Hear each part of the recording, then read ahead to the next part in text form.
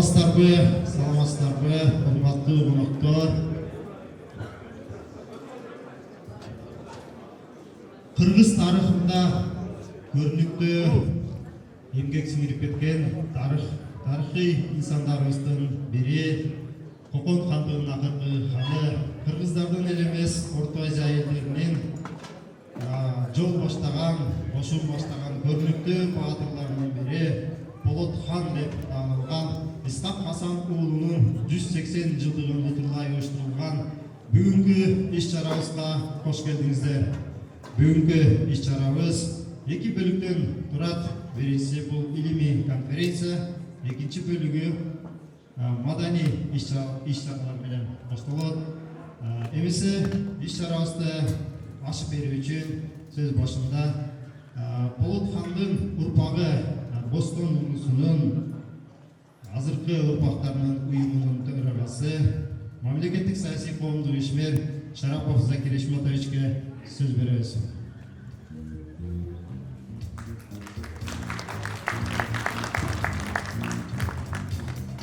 Саламатсыздарбы, урматтуу бүгүнкү конференцияга чыккан биздин инсандар.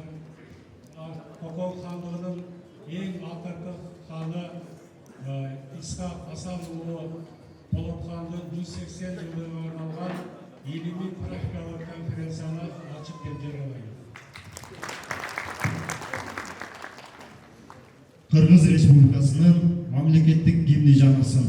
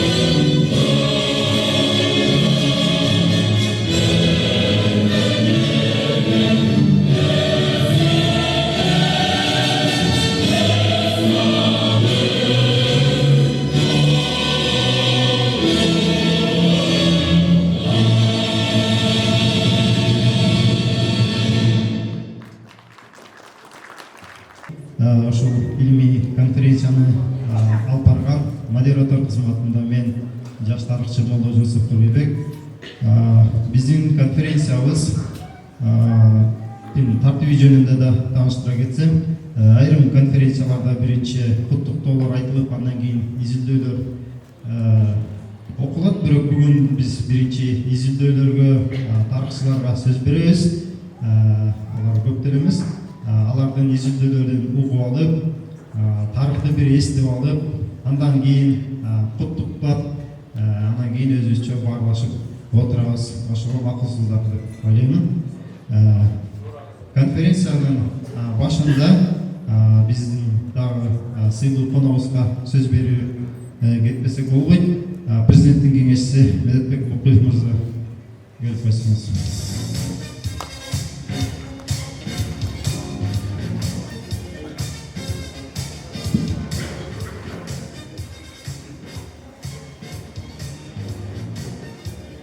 Кутман күнүңүздөр менен урматтуу замандаштар, урматтуу кадам жайлык бир туугандар, урматтуу кыргыз эли, Барыңыздарды бүгүнкү иш-чарага катышып аткан инсандардын бардыгына тең кече кечиндеги президентибиз Садыр Нуркожоевичтин атынан ысык салам айтып коюуга уруксат этиңиздер.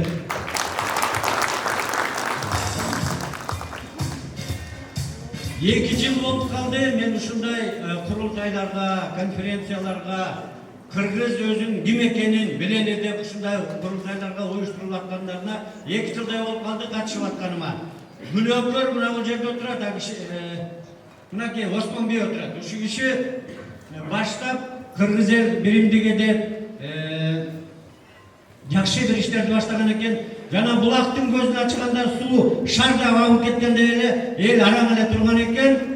Birinin артынан бири өзлөрүнүн тарыхын билели деп, ким экенибиз, каяктан чыкканыбыз деп. Анткени Советтер Союзунун маалында билесиздер, ушул Полотканга окшогон аталарыбыздайларды баарын тең. Булар басмачылар, булар камкорлор деп тескери багытта үндөп келген үчүн мына биз бүгүн ушундай кызыгуу менен мен ар бир ушундай конференция же жыйындар келгенде жыргап жаңы тарыхтын жаңы барактарын ачып кеткендей болуп атам. Адамжайлыктарды бекер айткан жокмун. Сиздердеги чыгаан инсандар чыккан. Молдонияз кандай инсан эле. Абдыкерим Орозбеков бул кишини айтып отурсак сөз түгөнгүз. Мынакей эми келип атабыз. Полотханды мен чынын айтайын билбептирмин. Бул жакында уккандан кийин таң калып, кандай эр азаматтар эл үчүн башын канжаага сайып койгон ушундай эр азаматтар болгон үчүн кыргыз өлбөй келатат, кыргыз дагы тирилип келип улана берет кыланчы.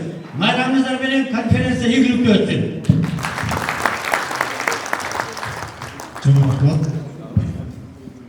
Бүгүнкү иш-чарабызда сүйлөйбүз деген биздин агайлар, эжекелер, конокторубуз көп экен. Ошондуктан бул иш-чарабызда регламент киргизип алалы деп сунуштамакчымын.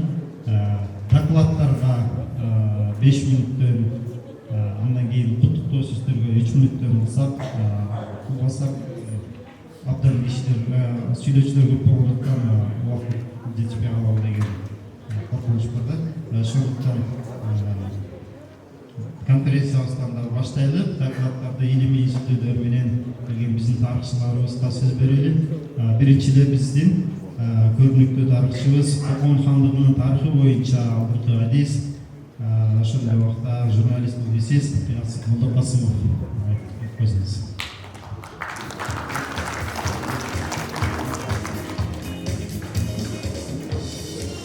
Саламатсыздарбы? Кыргызбек жакшы айтып атасың. Мына илимий докладдарга жок үйрөнүп бериш керек. Мындай сөздөргө 3 мүнөт 5 мүнөт жетишет. Докладдар 10 мүнөт болсун, анда куттуктоолорго 3 мүнөт калат. Саламатсыздарбы? Дагы бир жолу кутмандуу Кыргыздын кырк буруусунун бийлери, агайлар,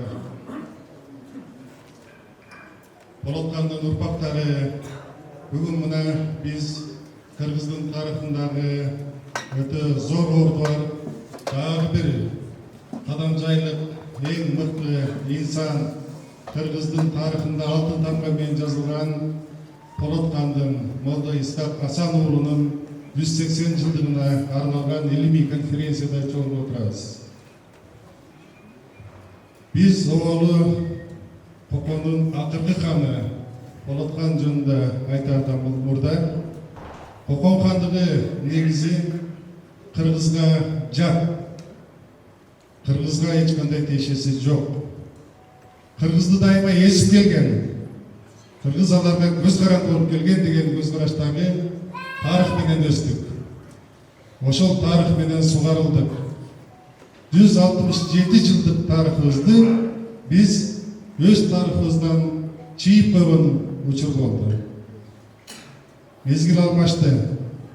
Кайра куруунун мезгилинде эгемендүүлүктүн алгачкы жылдарында бүгүнкү күнгө чейин биз тарыхчылар тарыхты жаңы чыгарып келе жатабыз. Ошолордун арасында ошол Кокон хандыгынын тарыхы дагы жаңыча каралды, жаңыча изилденди.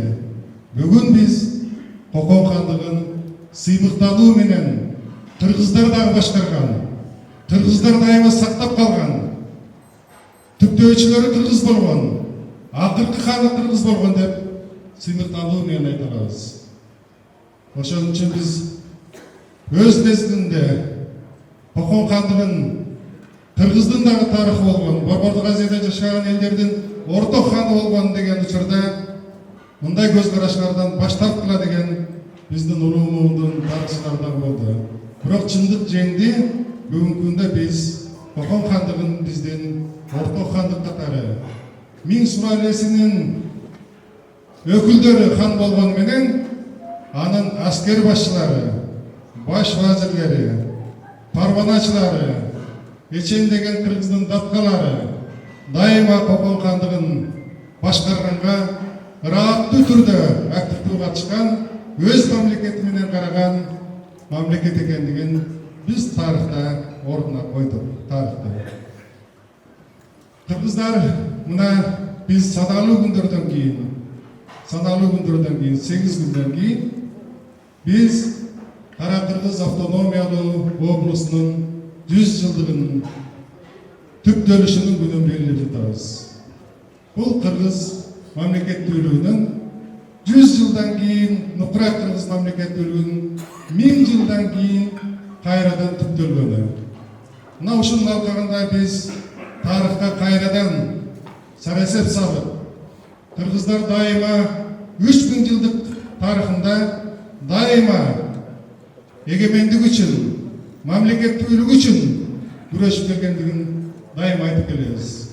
Мына ошолордун бир үлгүсү ошол 167 жылдык тарыхы бар Кокон хандыгы. Бул жерде докладчылар бар, Орунбай деген мыкты жигитибиз бар. Кокон хандыгынын түптөлүшүн жакшы кайрылабыздар айтып берет, кайсы жылдары орнашканын. Ал эми Кокон хандыгы дайыма кыйроо абалына келгенде, ошол мамлекетте ушунчалык кризис болгондо дайыма кыргыздар баш көтөрүп сактап койгон учурлар өтө көп болгон. Башканы айтпайын, 1842 жылы Кокон хандыгын Бухара эмирлиги таратып алып, Кокон хандыгы жоюлду деп, Бухаранын бир облусуна айланып, Ибраим Хаял дегенде убактылуу башчы кылып кеткенден кийин Кокон хандыгы тарыхта жок болду, жоюлду. Кокон хандыгындагы бүтүндөй элдер талабынга кабылды. Мына ошол мезгилде Кокон хандыгын кайра сактап калыш керек деген маселе көтөрүлдү. Сактап калыш керек деген маселени анын башында Нүзүкби башында турган кыргыздар турган. Кантип сактап калабыз дегенде өзүңүздөр жакшы билесиздер. Таластагы Кокон хандыгынын хандарынын урпагы Шералды таап барып, аны хан көтөрүп, ак кийизге көтөрүп, бүтүндөй Ферганадагы отурукташкан элдерди кошо чакырып, Аксы, Алай, Лейлек бүтүндөй бардык кыргыздар кошулуп Бухаранын баскынчылыгынан Кокон хандыгын биротоло куткарып, Кокон хандыгын кайрадан тарыхын андан ары урады. Мына бул кыргыздардын Манастын духу бар, руху бар, дайыма мамлекеттүүлүк деп ойлоп келген кыргыздардын аракети менен Кокон хандыгынын тарыхы 1842 жылдан 1876 жылга чейин кайрадан уланды. Мына ошол тарыхтын кыска уланган учурунда дайыма кыргыздар башчылык келгени белгилүү. Алымбек Татканын баш вазир болгонун жакшы билесиздер. Алым Кулаталовдун лашкар башчы, аскер башчысы болгондугун билесиздер. Өткөндө эле көбүңүздөр болдуңуздар, жакында эле Койчу Татканын парваначы болуп, Кокондун Ташкенттеги наместник болгонун билесиздер. Шералыны, Нүзүктү, Курманжан Татканы, Жаркыдайымды, андан кийинки көптөгөн тарыхый инсандарды, анын арасында албетте Полот хандын орду өзгөчө. Кыргыздар дайыма Кокон хандыгындагы кыйынчылыктарда баш көтөрүп чыккан эң эркиндикти, азаттыкты туу туткан эл экендигин биз ушул окуядан дагы жакшы билебиз. Ең алгач мына Мундуз уруусунан чыккан Мамыр Мерген бул көтөрүлүштүн баштоочусу болду. Бирок Мамыр Мергенди орустар туткунга алып 1974-15-июлда аны Жетису облусуна сүргүнгө деп жиберди. Кыргыздар андан ары эркиндик үчүн күрөшүн кантип кылыш керек? Бул жанакы Нүзүктүн сценарийи кайрадан кайталанды. Кокондун ханынын урпагын кайрадан таап, ошону алдыбызга салып, андан кийин гана анын артынан элди көтөрүп, элди ээрчитип, кыргыздарды жалпы эле Кокон хандыгындагы бүтүндөй калкты ушунчалык оор азаптарга салган Кудайыр ханды жаңы бир адам менен, мураскер менен алмаштырыш керек деген маселе көтөрүлдү. Рахмат, жашоодо. Мына ошонун натыйжасында тарыхый аренага жаңы Полоткан келди. Шердатты баштаган кыргыздын мыктылары Самаркандга барып, Алимхандын небереси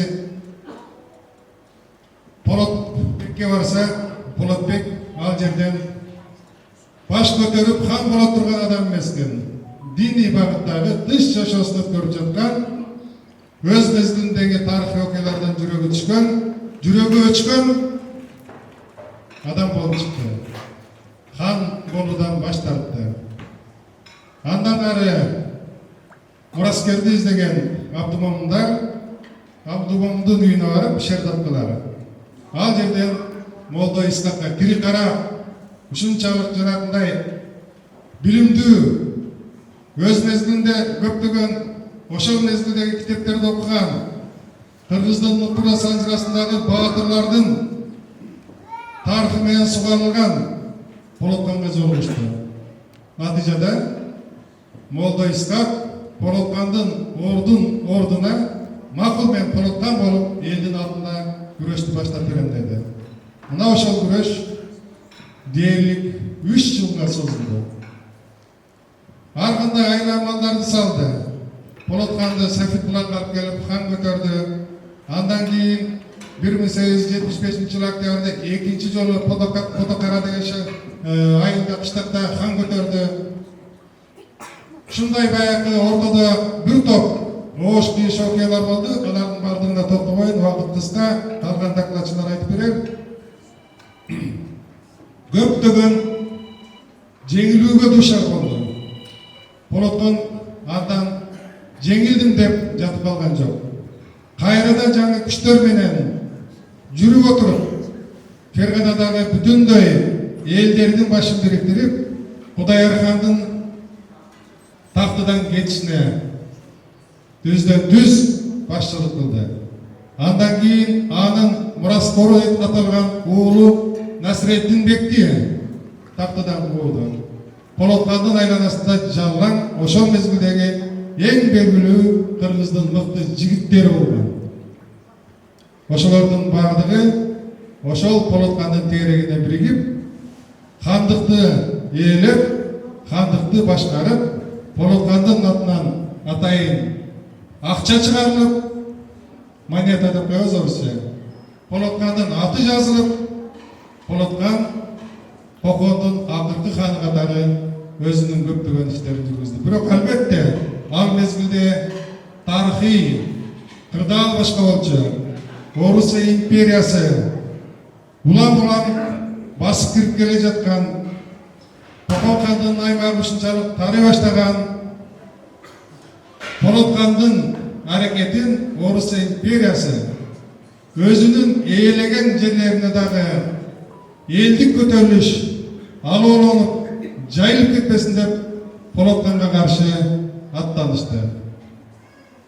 Шылтоо менен көтөрүлүшкө чыккан жалпы элдерди көтөрүлүшкө чыккан айылдарды аябасыз кыргынга алган, айылдарды өрттөгөн, ошол мезгилдеги атайын падышалык аскерлердин тактикасы кайсыл жерде көтөрүлүш чыкса, ошол айыл бүтүндөй өрттөлсүн деген атайын чечим бар болчу. 50-60тан ашык айыл кыштактар өрттөлгөн. Ошол мезгилдеги Орус империясынын көрүнүктүү генералдары мойнуна алышкан. Биз ойлогонбуз, самозванец Пулаткан менен гана күрөшүп атабыз десек, биз жаңылыппыз дейт. Биз бул жердеги жалпы эл менен күрөшүп аткан турбайбызбы деп. Анын ичинде Полоткандын эрдиги өзгөчө болгон, Полоткан өзүнүн тактикасы жагынан дагы, өзүнүн каттары жагынан дагы, өзүнүн архивдик документтеги орустарга жазган каттарын ачык жазат. Эй, силер ууруларга окшоп дейт, Үч Коргондун алдындагы катуу каршылашта. Эй, силер ууруларга окшоп дейт. Күндүзү согушпайсыңарбы дейт. Түндөсү келип туруп ушундай кантип тынч жаткан, тынч уктап жаткан мезгилде кол салуу ушундай болсун. Эгерде чындап согушабыз десеңер, күндүзү ачык согушкула дейт. Анткени Кокон хандын акыркы ханы Полотканды акыркы күндөрү бул түндөсү келип жаткан жеринен бурчоого алып катуу сок бурган. Мына ошону Полоткан айтып атат. Полоткан кийин даргага касылып, даргага касылардын алдында 19 февраль 1876 жылы колго түшүп, 1 мартта даргага касыларда дагы орус офицерлери таң калган. Бул биз ойлоп жүргөндөй жөнөкөй эле бир адам эмес экен. Ушунчалык бир өлүмдү эрдик менен көтөргөн өзгөчө инсан экен.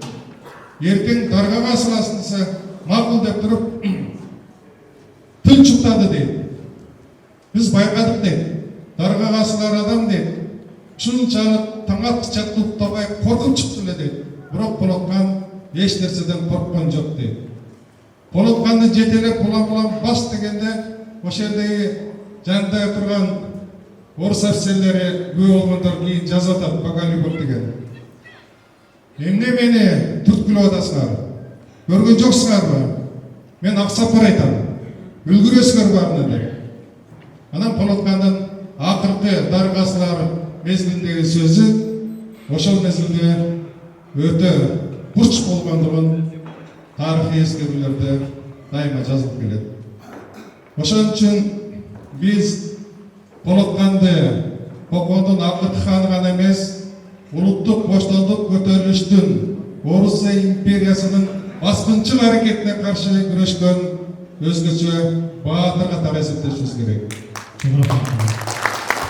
Биз Полоткандын тарыхын изилдегенде, Полоткандын мындан аркы өрнөктүү өмүрүн изилдегенде дагы көптөгөн архивдик материалдарга таянабыз. Бул жерге ушул илимий конференцияны өткөрүп жаткан чыныгы урпактары, мына Камбарова, Ыкбал, атайын Москвадан алып келип конференцияга катыштырган. Ачыгын айтыш керек. Андан кийин биздин айрым бир тарыхчы болгондо аракет кылгандар, уйкусунан ойгонуп алып тарых жазгандар. Полоткандын ата теги башка деп чыгышты. Ортодон жанагы кадимки төөлөстөн чыккан Полоттатканы, ошол Полоттатка ушул Полоткан деп чыгышты. Зымбардан деген аты жөнү жок бирөөнү Полоткандын урпагы ушул Зымбардан экен. Полоткан Молдайсыгат мурда эле датка болуп жүргөн турбайбы Зымбардан датка. Кийин барып көтөрүлүштүн башына жетекчи болгон турбайбы деп тарыхты бурмалашты. Ыкбалдын түздөн түз чоң атасы Молдо Исхакты биздин анын атасы эмес, биздин атабыз деп талашкандар чыкты. Ошон үчүн тарыхка биз так карайлы. Жанагындай бурмалоосуна жол бербейли. Бүгүн мына ошол иш-чараны өткөрүп, сиздерден ушу Куран окутуп 180 жылдыгын белгилейин деп атайын Москвадан келушунун баардыгын уюштуруп атат. Ошон үчүн урпагына Полоканга байланыштуу дагы бир тарыхый бир окуяны айтып коеюн. Кырк кыргыз урууларынын бийлери жакшы билиш керек. Полоккандын аскер башчысы менин атам деп чыккан биздин мурунку президент болду. Атамбаев. Полокканды мен 90-жылдардан бери изилдеп келген адам катары. Эч кандай Полоккандын аскер башчысы сиздин чоң атаңыз эмес дедим. Экөөбүздүн ортобузда көптөгөн тартыштар турду. Акырында Алматанын архивинен бары отуруп, Атамбаевдин атасы, чоң атасы Шаманын документин таап 1869 жылы аларча болуштугунда катталган Шаманын баласы Асанбайды, анын баласы Атамбайды, анын урпактарын бүтүндөй тизмелеринен бери таап келип, 1869 жылы Шама деген ушул жерде жашап атса, 5 баласы болсо, 1874 жылы Полоккан келип көтөрүлүшкө жетекчилик кылып атса, кайсы аскер башчысы сиздин чоң атаңыз болот? Мына документти алып таштагандан кийин мен Полоккандын аскер башчысынын урпагымын деген сөздүн айтпай калдым. Ошон үчүн биз тарыхты дайым ушундай көрүп, туура эмес нерседен тазалап турушубуз керек. Айтып турушубуз керек. Мына ошол тарыхый Полокканга байланыштуу окуяны дагы сиздердин алдыңыздарга салып айтып койгум келди. Ошон үчүн бүгүнкү Полоккандын 180 жылдыгына арналган илимий жыйынга ишине ийгиликтерди каалайм. Полокканды биз Кокондун акыркы ханы катары дайыма урматтайлы. Анын мааракесин өткөргөндө мына бул жерде Кадамжайдан Молдонияздын 180 жылдыгын мен дайыма өрнөк катары айтам. Дайым ошондой мааракелерди өткөрөлү, 6-7 китеп чыгарып, документалдык тасма, илимий конференцияларды өткөрүп жана той аш менен эмес. Мына бул жерде Молдонияз фондусунун жетекчиси Айтбат турат, Азамат турат. Молдонияздын 200 жылдыгын эң жогорку деңгээлде өткөрүлгөн мына ушул жигиттерден дайыма өрнөк алгыла деп мен өкмөттүк комиссиянын жыйындарында дайым айтам. Ошон үчүн ушундай мааракелерди биз мазмундуу, маңыздуу, артына из карап тургандай кылып өткөрсөк өтө жакшы болот. Бардыгыңыздарга ийгилик, Полокканды дайыма урматтайлы, анын ким экендигин терең үйрөнө берели.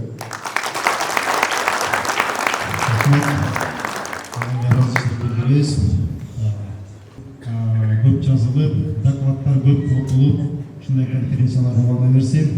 Жана ошо көп конференцияларда илимий докладтар көбөйүп, илимий жыйнактар чыгып, китептери, изилдөөлөр көбөйө берсин. Албетте илимий конференция дегенден анда регламенттин маңызы бул лекциядан айырмаланып туруш керек. Жазылып келген докладдын эң кыска, эң маанилүү нерселер айтылат да, калгандарын ошо китептен жыйнактан окуп аласыздар деген мааниде регламент коюлат да. Анткени башкалардын убактысына, акысына кирбешчүк. Кийинки сөздү дагы бир биздин көрүнүктүү тарыхчыбыз, Кокон хандыгынын тарыхы боюнча дагы бир адисибиз, Ош буунун гуманитардык жана аймактык изилдөө институтунун директору Турсунай Өмүрзак эжеке. Арбаңыздар, урматтуу конференциянын катышуучулары, мекендештер. Регламент жөнүндө сөз болуп калды. Мен ойлойм да, мындай конференция, мындай масштабтагы жолугушуулар күнүнө, айына, аптасына боло бербейт, айлап, жылдаган бир убактарда болот. Анан мондай адис тарыхчылар менен жолугушуп, алардын илимий изилдөөлөрүн угуу деген дайым эле мүмкүнчүлүк боло бербейт.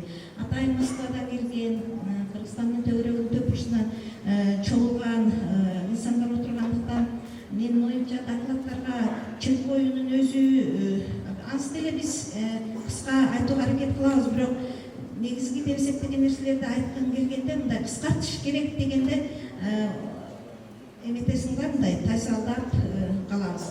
Мен темам Кокон хандыгы жана Полот хан деп деген ат койдум эле.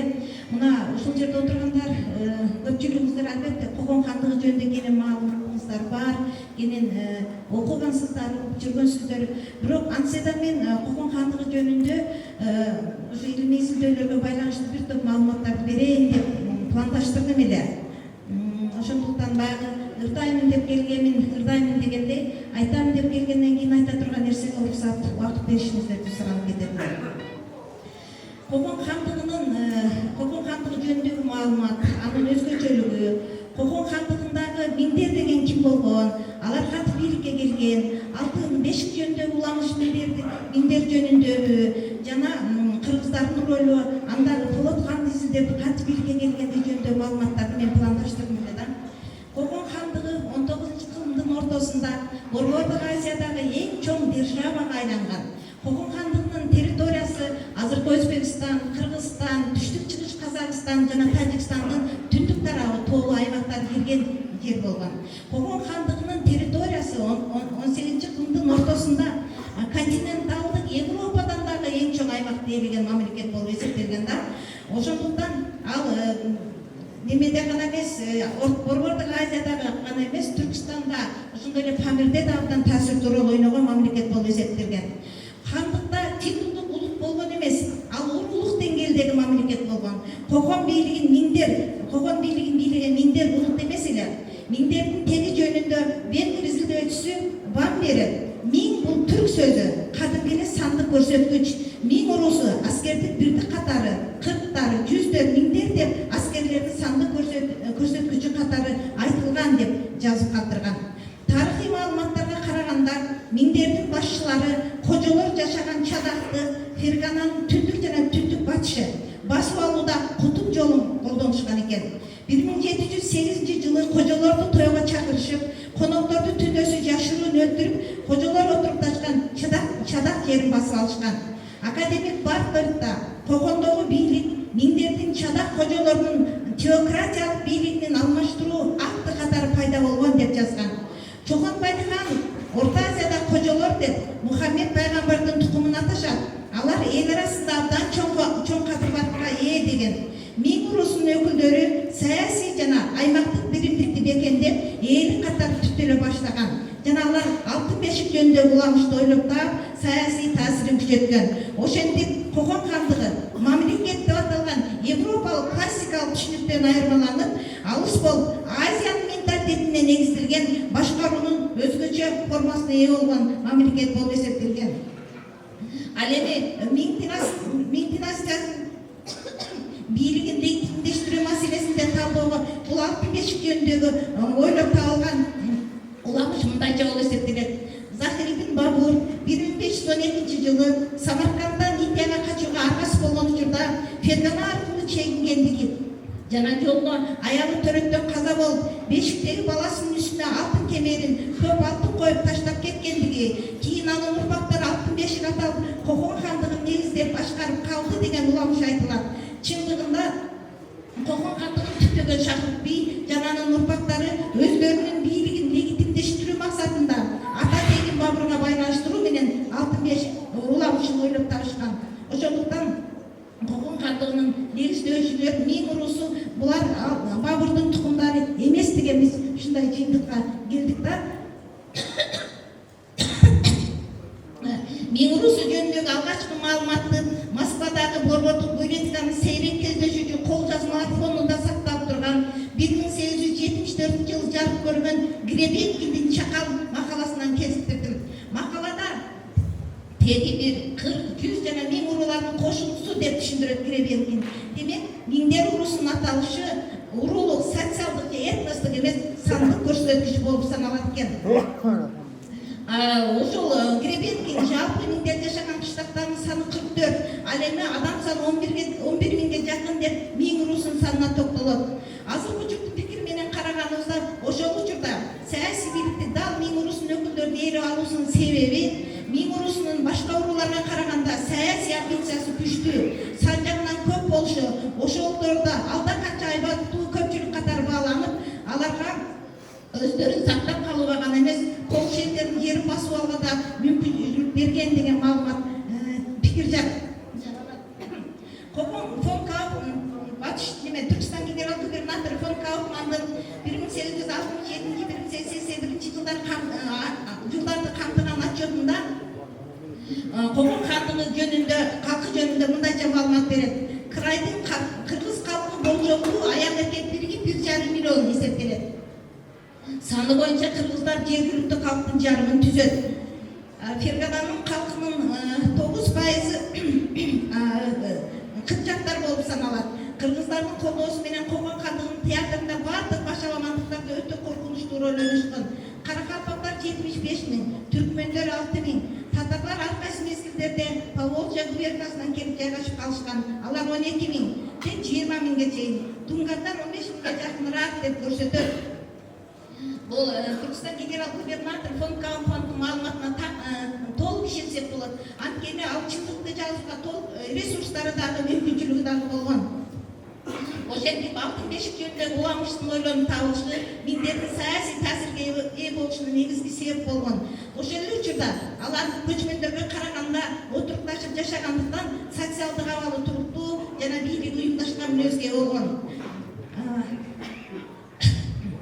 Мен кыскартайын, албетте мен абдан терең тарыхчы катары абдан терең деп ошентип жаздым эле.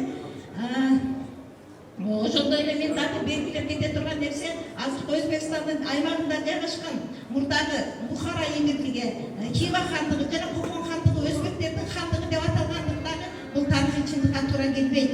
Ошондуктан биз союздун мезгилинде дагы кийин дагы бул өзбектердин 92 урусу катары айтылып келет.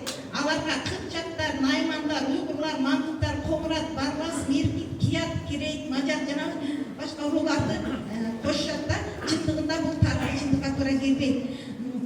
Мен дагы бир токтоло кете турган маселе, саясий аренага тарыхый инсан катары чыккан өзбек хан бул 1312-1342 жылдары улуттук этнонун айлангандыгынын жана 14-кылымда өзбек улусу деген түшүнүк, 18-19-кылымдарда өзбек эли деген түшүнүккө, ал эми 20-кылымдын башында титулдук этноско айлангандыгын тактоо маселеси бул генеалогиялык санжырага кайгууга түрткү берет.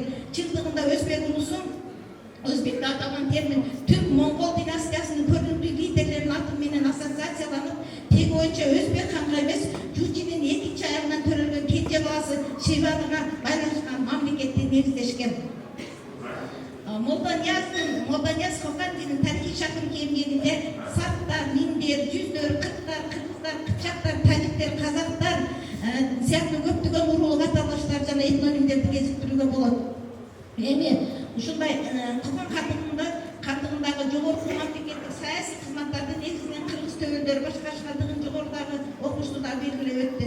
Менин айтайын дегеним, Кокон кандыгынын тарыхында кыска убакытта ташка тамга басканда эс калтырган тарыхый инсандардын бири Полоткан жөнүндө болмокчу. Полоткандын кандайча аны кимдер изилдеген? Полоткан жөнүндө аталган эң алгачкылардан болуп окумуштуу Галуза 1929 жылы жарыялаган макаласында 75-70 жылдагы элдик кыймылды революция деп атап, Орто Азия элдеринин орус колониализмине каршы күрөш катары баалап, ушул Полотканга абдан чоң баа берген. 1936 жарык көргөн Павлов жана Рабиновичтин эмгектеринде дагы Исхак Асан уулун эл үчүн башын сайган эр азамат катары баалаган. Андан кийин 1946 жылы Инаяты бул көтөрүлүштү олуттуу изилдеп, кандидаттык диссертациясын коргогон жана китеп кылып басмадан чыгарган. Бул эмгегинде дагы Полотканга өзгөчө маани берип, анын эркиликтүүлүгүн белгилеп өткөн. Кыргыз окумуштуулардын ичинен аталган теманы алгачкылардан болуп изилдеген окумуштуу Кушбек Сөмбаев жана Анвар Хасанов болуп эсептелет. Ошентип Кокон кандыгындагы Полоткан Исхак Асан уулу жетектеген көтөрүлүш жөнүндө бир топ эмгектер жазылган. Ошондой эле алардын ичинде Акрамовдун 1970 жылы жарык көргөн эмгегинде ошол өзгөчө Полоткандын эмгегин белгилеп кеткен. Алардын катарына дагы Барков, Набиев, Бунин, Каюмов, Кинякина, Мухтаров, Халфин, Хидаят, Якунин сыяктуу окумуштуулардын эмгектерин дагы атасолу. Исхак Асан уулу жөнүндө кыргыз окумуштууларынан, советтик мезгилде окумуштуулардан Плоских, Бабабеков, Набиев, Кенесариевдер жазып калтырышкан. Полоткан Исхак Асан уулунун саясий аренага тарыхый инсан катары алып чыккан окуя бул баягы 1973-76 жылдардагы элдик көтөрүлүш болгондуктан анын саясий ишмердин изилдеген ар бир окумуштуу Кокон кандыгынын көтөрүлүшүн келип чыгуу себептерин кошо изилдешкен. Бабабеков «Народные движения в Коканском ханстве и социально-экономические политические предпосылки» деп аталган монографиясында 76-70 жылда көтөрүлүштү Пулат хандын көтөрүлүшү деп атаган. Ал эми Кенесариев бул өзүнүн эмгегинде эгемендик мезгилде эмгек жазгандыктан көз карашын объективдүү чагылдырып, ал бул көтөрүлүштү элдик кыймыл деп атап, Исхак таануу маселесин кыргыз тарыхнамасын эртеңки деп эсептейбиз деп жазган. Эми Полотхан Исхак Асануулун көтөрүлүшкө кандайча жетекчилик кылып калганы жөнүндөгү маалыматтарында да айырмачылык бар. Окумуштуу Кенесари Кокон хандык катары түтөлгөндөн баштап салтка айланган хан мураскары, хан тукумунан болууга тийиш деген идеологияга ылайык эсирип кеткен Кудайыр ханды алмаштыра турган ханзадан издей башташкан деп көрсөтсө, Бабабеков мусулман Бухарада жашаган Мурат хандын баласы Булатбекке жолугуп, ага хан тактысын алууну сунуш кылган, бирок ал баш тарткан дейт. Кенесариевдин маалыматына караганда, Кудайыр хандын Ордодогу кыргыз кыпчак жамаатынын өкүлдөрү сүрүп чыгып, Ордодогу этно-саясий тең салмактуулукту бузушу кыргыз бийлеринин нааразылыгын пайда кылган жана хан тукумунан чыккан ханзаданы таап, Кудайыр хандын ордуна отургузууну каалаган топ Самарканддагы медреседе имамдык кылып тиричилик өткөрүп жүргөн Алим хандын тукуму Ибрагимбектин баласы Булатбекти тандашып, аны кыргыздардын арасында хан көтөрүп, Кудайыр ханга каршы күрөшүн чечим чыгарышат. Бирок Самаркандга ханзада издеп келген Шердатканын өкүлчүлүгүнө тыныч турмушту каалаган Мажирөө Булатбек макулдугун берүүгө эрки жетпейт. Андан кийин кыргыз бийлери Хорезмде жашаган Мадал хандын баласы Музафарга да барышат. Хан тукумунун бул урпагында так отурууну каалаган эмес деп жазат окумуштуу. Андан ары Ташкентке кайрылып, Абдымомундун тарыхый булактарда Абдымомун Ордого таанымал аталыктар арасына жеткен кадырлуу адам болгон, үйүндө конуп калышат.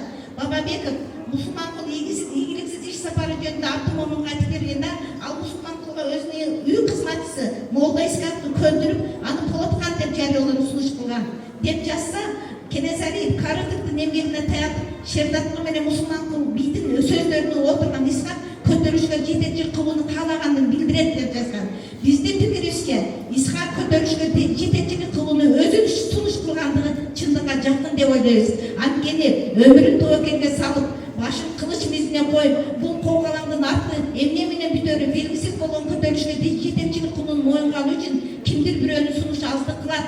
Көтөрүлүштү жетектеп чыгуу үчүн баарынан мурда эр-азаматтын чечкиндүүлүгү, эрчиликтүүлүгү талап кылынат. Исхак Асануулу ошондой сапаттарга ээ экендиги көтөрүлүштүн жүрүшүндө окуялар тастыкталган. 70-жылы 29 жаштагы Исхакты Полотхан деп аксынын Сафит булагында ак кийизге отургузуп хан көтөрүү натыйжасында Миңдер династиясынын салттуу мыйзамы бузулуп, бирок формалдуу түрдө Алым хандын тукуму Полотхан деген ат менен Исхак Асануулун Кокон хандыгын башкаруу мыйзамдуу укугуна ээ болгон. Хандыктын кулатууда Россия империясынын Түркстандагы аскердик бийлик төбөлдөрү чоң роль ойногон. Ал боюнча илим изилдөөлөр кеңири болгондуктан аны биз кайталап отурбайлы деп эсептейбиз. Академик Плоский падышалык аскерлерге каршы көтөрүлүштүн акыркы очогу алайда уланды. Полотхан жана анын тарапташы кыргыз феодалы Абдуллабек орустарга каршы күрөшкө аттанышты. Исхак алайда жана Каратейинде жаңы күч жыйнап орустарга каршы чыкты. Бирок февралдын 18-ден 19-на караган түнү колго түшүп Маргаланга алып келинди деп жазса, Кенесари Исхакты алып келүү үчүн алай тоолорун автобарчынын орустарга багынган жигиттеринен 30 кишиден турган топ жиберди. Алар тагдырга моюн сунуп, куугунчуларды каршылыксыз күтүп жаткан Исхакты 19 февраль күнү туткундашты деп маалымдайт. Ушул окуяга байланыштуу айрым тактоолор тарыхый жаңы ачылыш болуп саналат. Алсак, Кыргызстан тарыхчылар ассоциациясынын мүчөсү Эргешевдин маалыматына караганда, Исхак Асануулу Полотхан 1870-жылы Аксыдагы Сафит булан деген жерде ак кийизге хан көтөрүлүп, орус падышачылыгы Полотхандын бийлиги мыйзамсыз деп жарыялаган. Ушул көтөрүлүштүн жүрүшүндө Полотхан 2 жолу, биринчи жолу Чаткалдын Сарыталап кыштагында 75-жылы 24-жылда кийин качып кеткен. Экинчи жолу 17 февраль айында азыркы Кара-Суу району Сулсу айылында колго түшкөн деп жазат. Абдулбек Полотханды акыркы жолу качканда географиялык жайланышы боюнча Күнчө Алай Кашкар жолунан четирээк, анчалык байкалбаган Кызыл суунун Алдиер тоосунун түштүк бөлүгүндө уланчысы Сары Ой чоңунун этегиндеги алыстан көзгө көрүнбөгөн, бирок Ош Анчан тарап толук көрүнүп турган Актерек жайласында өкүргө жашырышкан. Полотханды жашыруу сактоону тамагаш менен камсыз кылууну Абдылбектин жигити Эшик Палбанга тапшырышкан. Полотханды жок кылууга тапшырмалган орустардын жазылуучу отряды Кызыл Суу өрөөнүн чалгындап, Полотхан ошол аймакта экендиги жөнүндө маалымат алышат. Ал жерде орус тыңчылары багып жүргөн мал, бул эң акыркы моменттер. Мал багып жүргөн малчыдан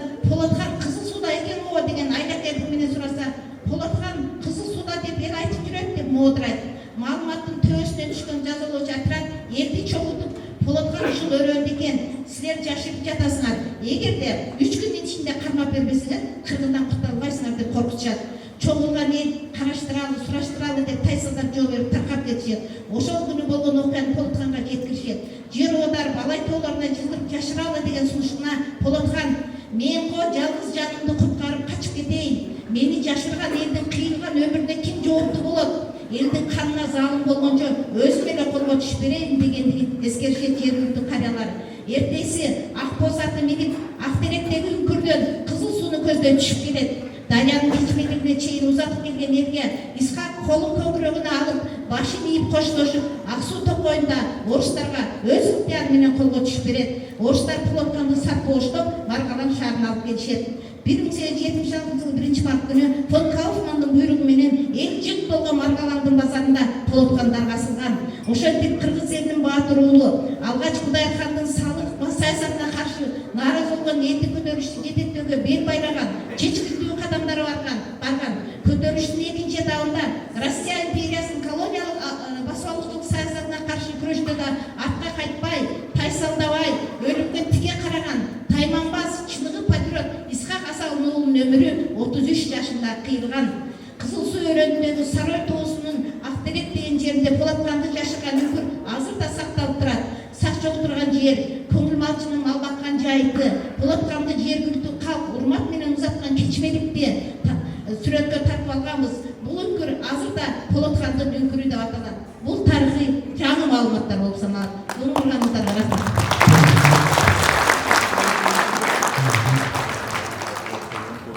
Hurmatly dокладчылар, сіздерге де ең құрметпен чекпейгіміз кешірім сұрайбыз. Қалғанын ушу сіздердің китебиңиздерден алсын деген мақсат албетте. Мен өзім бүгүнкү докладчылардын ар бир изилдөөлөрүн калтырбай окуп жүрөм. Бүгүнкү докладчылар жүздөгөн изилдөөлөр жүргүзгөн, көптөгөн гезит журналдарда макалалары бар, китептери бар. Калтырбай окуп жүрөм. Сіздерди дагы чакыра кетем. Окусаңыздар абдан кызыктуу изилдөөлөрдү жүргүзүп жүрүшөт. Көп эле мындай сүйлөгөнгө шарт болбойт, бирок изилдөө окуу менен көп маалымат алсаңыздар болот. Кийинки сөздү тарыхчы Орунбай Ахмедов.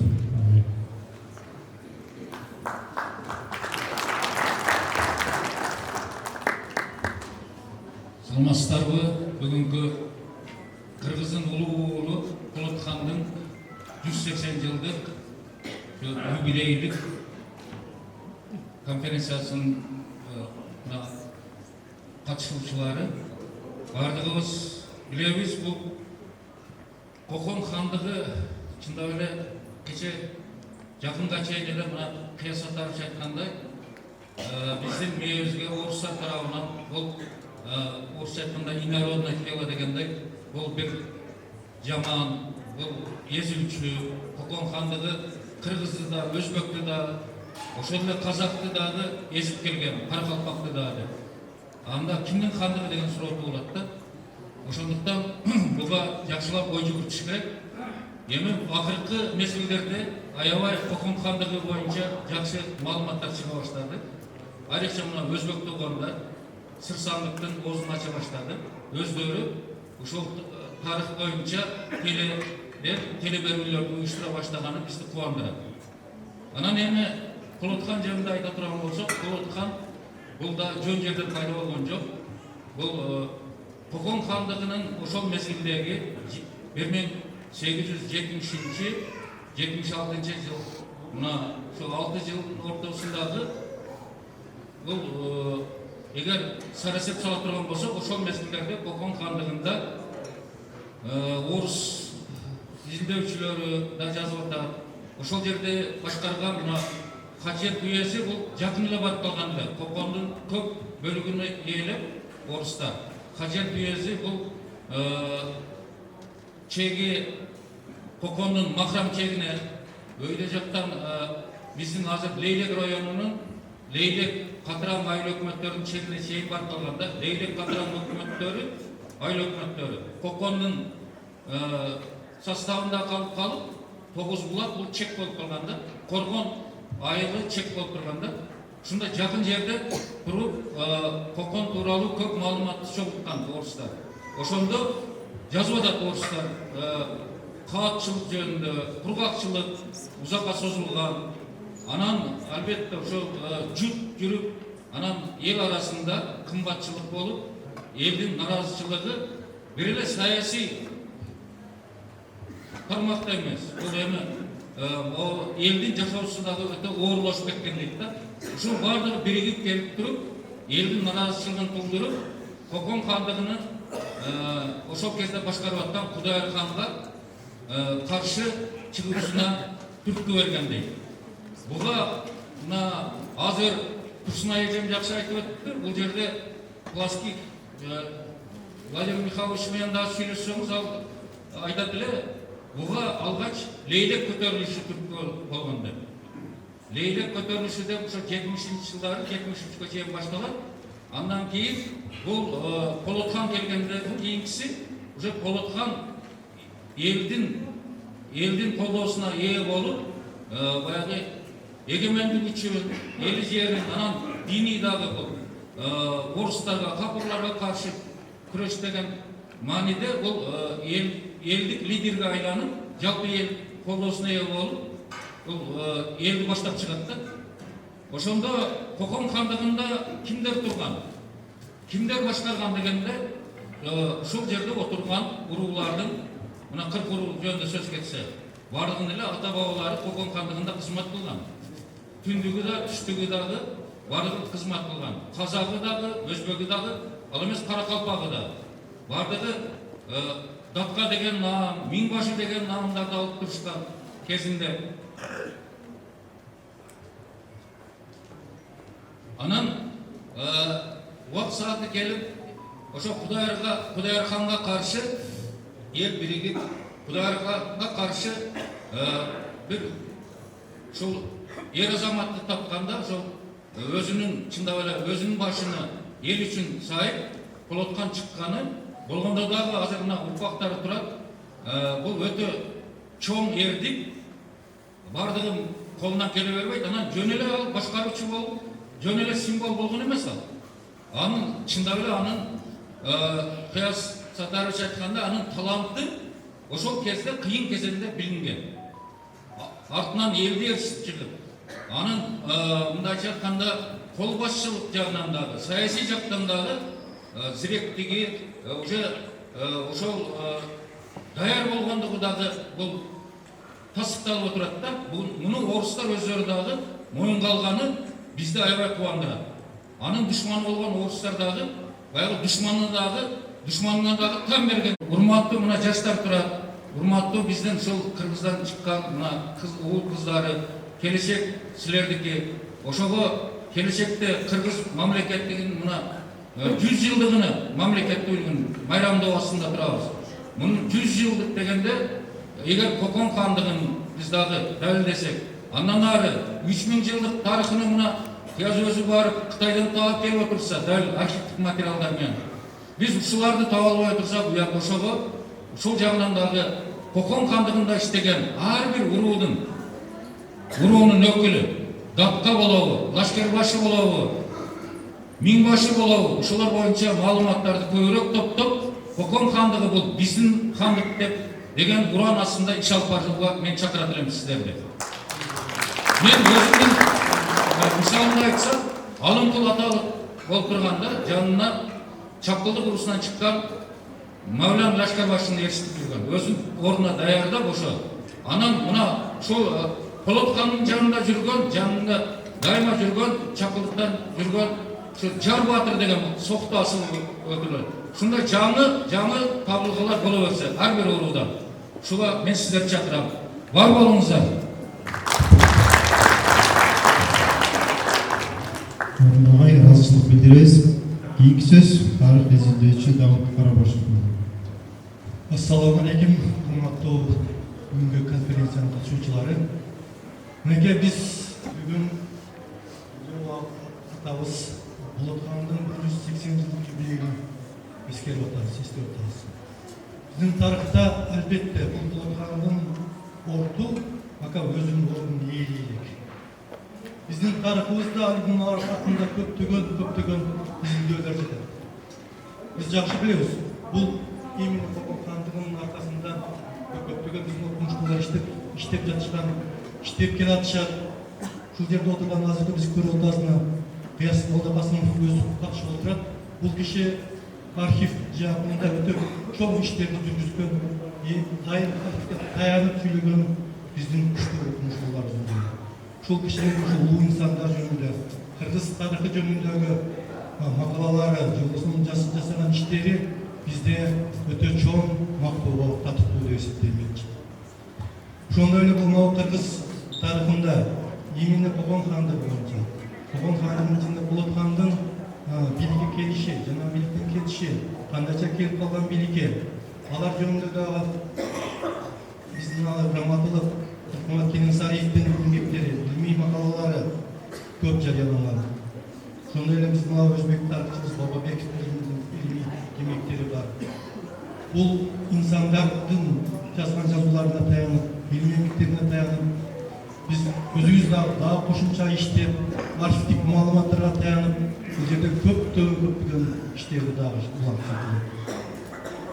Мен айтайын деген негизги токтоло турган нерсем бул Болот хандын өзүнө токтолмойм. Болот Кудай хан боюнча, Когон хандыгы боюнча, алар боюнча биздин агайлар эжекелер айтып өтүштү бүт эле кыска кылып.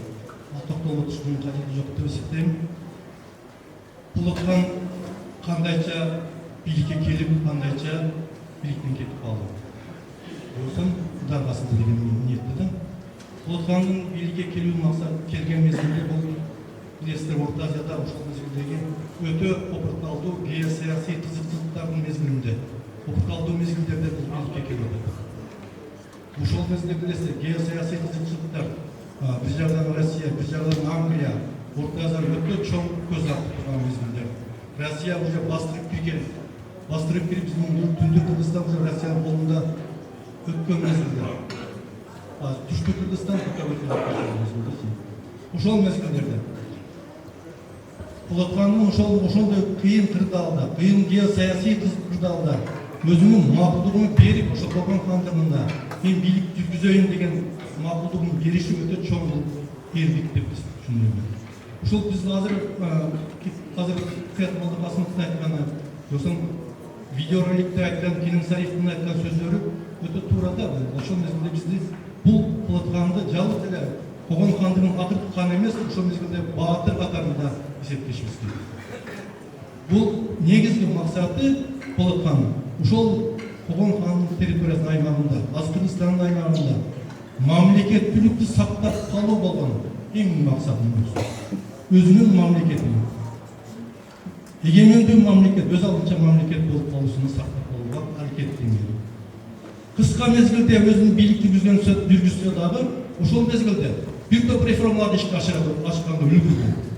Анын өзүнүн билиминин жетиши, ошол мезгилде талантынын, башкаруусу талантынын негизинде ошол мамлекетте өтө кыйын кырдаалда башкара алды. Башкара алып, элдин башын бириктире алды да.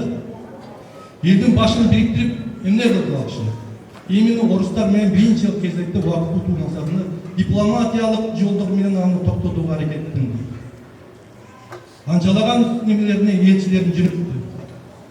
Элчилерин жөнөтүп, орустар уже басып Казакке келип калган мезгилде дагы элчилерин жөнөттү. Элчилерин жөнөтүп, ушул убакытты утуу максатында жөнөткөнү, бирок алардын элчилерин кабыл алган эмес Россия империясы. Кабыл албай, бир эле жол токтоп, бир нече жол жөнөткөн. Кабыл албай, Болот ханды дагы алар эме кылган эмес, признал эткен эмес. Бирок ага карабастан, ошол мезгилдерде өзүнүн фискалдык саясатын да жүргүзгөн. Азыр Кыяс Молдокасымов айтып кетти, монетасын чыгарган бул. Биздин мына Санкт-Петербург Ерматагында сакталып турат алчы. Өзүнүн ошол кыска мезгилде монетасын, акчасын чыгарып туруп, денежный реформаны баштаган.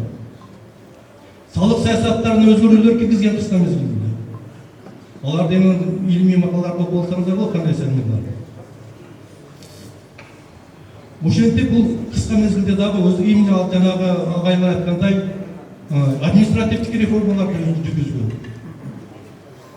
Ошол реформаларды жүргүзүп атып, өзүнүн саясий жактан, жосом административдик жактан өзүнүн бир топ такшалып калган таланттуу инсан экендигин көргөзө алган да.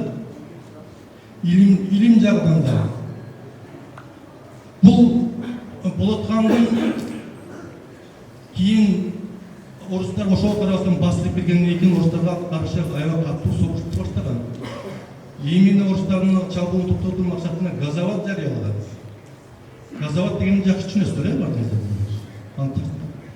Газоват жарыялап, именно жалгыз гана Когон хандын армиясы эмес, бүткүл эл көтөрүлдү. Россия империясы менен, патшалык Россиянын империясы менен күрөшкөн. Басылып киргендей бул жерде биздин Болот хандын армиясы да курал-жарактары өтө начар болгон. Аскердик реформаны толук жүргүзгөн эмес Болот хан. Россия күчтүү куралдары менен, көптөгөн армиясы менен келип ага басылып кирген. Басылып кире берген, бирок каршылык кылуун токтоткон эмес. Акыркы согуштардын Асакедеги болгон салгылашууда орустардын армиясын жеңилүүгө утуушар кылдырган. Орустардын армиясы жеңилген Асакедеги салгылашууда Болот хандын армиясына орустардын армиясы жеңилип, аны майрандоо мезгилинде бирок кошумча күчтөр келип мыктылап күчөп алган да. Ошентип, андан бага жерден Курчону чыгып кетүүгө аргасы болду.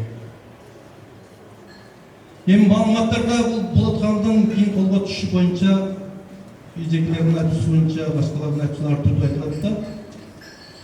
Биздеги маалыматтар боюнча бул азыркы Кадамжай районундагы Учкоргон айылындагы ошол жерде Учкоргон айылында Кадамжай районуна караган Учкоргон айылында ошол жерде качып барып туруп Асакедеги ошол жерде дагы аскер күчүн топтоп жаткан мисалы түнү Курчоого алынган деген маалымат бар. Ошондон кийин анан бул кишилерди эмеге колго түшүрүп, орус аскер сотунун өкүмү менен муну таркатышкан. Болот хандын урпактарынын, тарыхчылардын биздин кыргызстарында кайтып ушул адамдын ордуна алып келүү үчүн аракет кылып жаткан максаттарын мен өтө чоң ыраазымын сиздергечи. Тарыхчыларга Аликжан Касымовго Касымовго жалгыз эле бул улуу инсандар эмес, кыргыз тарыхын көтөрүүгө чоң аракет кылып жатат. Кыргызстан Кытай булактарынын казабы, Казакстан, Өзбекстан, Россиянын архивдерин кайсыл жерде болсун ошол жерде архив иштеп атат деген сөздөрдү угуп калган. Сизге ыраазычылык билдирем, Касымовго Касымов сизге. Рахмат сизге. Бүгүнкү күндө кыргыз тарыхын чоң иштетип атасыз. Айрыкча мына Кытайдагы архивдерди чукулап аракет кылып атасыз. Бул өтө чоң. Бул сиз ал иштерди, илимий иштериңизди жыйынтыктаганда Кытай тарыхына өзгөрүү керек бизде. Кудай кааласа, иншалла. Мен ошо түшүнүп атам сизди. Жалпы мына Болот хандын урпактары сиздерге да чоң ыраазычылык билдирем. Болот хандын атыны атап кыргыз тарыхына киргизүүгө аракет кылып ушундай иш-чараларды өткөрүп атасыздар. Мындай иш-чаралар жалпы окуу жайларында, илимий изилдөө борборлорунда өткөрүш керек өзүнчө. Бирок ошолорго карабастан биз улар аракет кылып, алдын жетишип өткөрүп атышат. Сиздерге рахмат. Кыгыбал, Бактүгүл, Болот хандын кыбыралары экен, рахмат сиздерге. Өздөрүнүн инициативасы менен ушул иш-чараны өткөрүп атат. Ошондой эле ушул Болот хандын бүгүнкү иш-чарасына келип катышып отурган бардык меймандар, катышуучулар баарыңыздарга ыраазычылык билдирем. Мен көп сүйлөбөйм, бирок илимий макалаларда, айлардын макалаларында көп нерсе болуп каласыздар. Рахмат сиздерге. Урматтуу конференциянын катышуучулары, албетте Болот хан жөнүндө изилдөөлөр көп болуш керек, докладдар көп болуш керек. Дагы башка да тарыхчылар көп изилдөөлөрдү жазып, дагы кийинки конференциялардагы уюштурула берсе, көптөгөн изилдөөлөр жыйнак болуп чыкса, анан ал изилдөөлөргө негизделген тарыхый романдар жазылса, фильмдер тартылса, Болот ханды таңгазаласак жарашат. Албетте жараша турган инсан биздин тарыхыбызда орду чоң. Ошондой жолго кадам таштап, ушундай бир иш-чараны бүгүн уюштуруучулар Болот хандын упактары, туугандары, жерлештери дегендей жакшы бүгүнкү иш-чараны уюштурганы үчүн аларды куттуктайбыз, аларга ыраазычылык билдиребиз. Эмесе азыр куттуктоо жана жарыш сөздөр бир 15ке жакын сөз сүйлөөчү ага эжектерибиз бар. Биринчи биз сөз беребиз Кыргыз Республикасынын көрүнүктүү мамлекеттик ишмери, саясий ишмери, кыргыз саясатында аксакал деп койсок болот, Медет Шерип Бошерикович.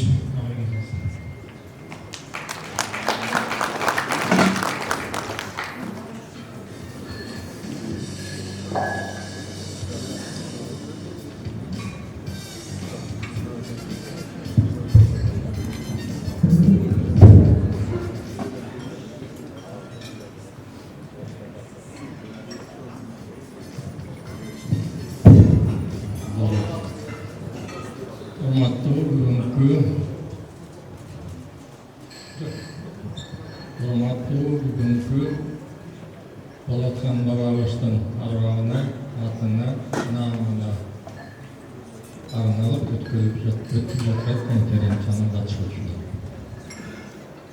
Бүгүнкү жыйыныбыз Кыргыз Республикасында жаңы доордогу кылымдын кырында турган күнүндө өтүп жатат. Кудайдын буйругу экен. 100 жыл мурда өзүбүздүн жаңы тарыхтагы мамлекеттүүлүгүбүздү турушуп, ушул кыргыз эли ушундай күнгө жетсе, ушундай мамлекети болор бекен, күндүк түштүгүбүз биригип эл болор бекенбиз. Биз деле түтүн болот, желегибизди көтөргөн мамлекет болор бекенбиз деп өтүп кеткен улуу инсандардын бири Болотхан жөнүндө болот. Мен бардыгыңыздарга каалоорум, үстүбүздөгү келген 100 жылдык майрамды ар бирибиз өзүбүздүн майрамыбызды, жеке майрамыбызды, үйлөнүү майрамыбызды, анан бирдиктүү мамлекетибиздин бийик майрамы катары белгилейли. Ошол менчи туура. Мен Кыргыз Республикасынын мамлекеттүүлүгүнүн 50 жылдык майрамын даярдоого катышып калдым. 60 жылдыгына катыштым, 70 жылдыгына катыштым. Үйүн өтпөй калып, мына быйыл 100 жылдыгына катышып отурам. Бу да Кудайдын буйругу. 50 жыл Кыргыз мамлекеттүүлүгүнүн майрамын өткөрүүгө түздөн-түз катышып келе. Мен силерге дагы кааларым, 150 жылдыгын, 200 жылдыгын силер дагы майрамдауга Кудай ошого жеткирсин деген оюм тилейм. Президенттин жарлыгы менен Кыргыз мамлекеттүүлүгүнүн түптөгөн адамдар катары, мамлекеттүүлүктүн атасы катары 5 кыргыз улуу инсандары аталды. Шаналы Карабан, Юсуп Абдрахманов, Абдикерим Сыдыков, Орозбеков, Кимметова.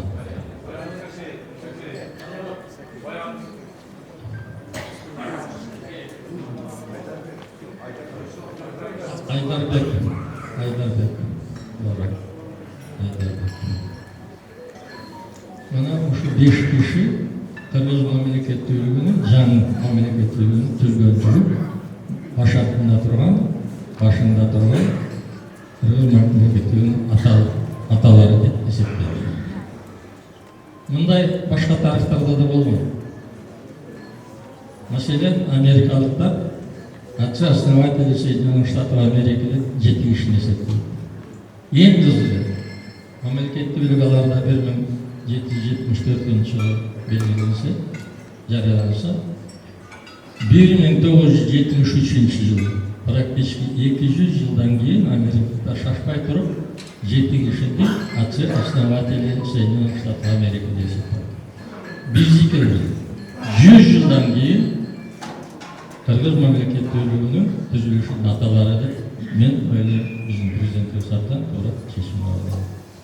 Ана айтқан, мындан кейін қаталары кімдер екенін дағы 100 жылға қалдырып қойды.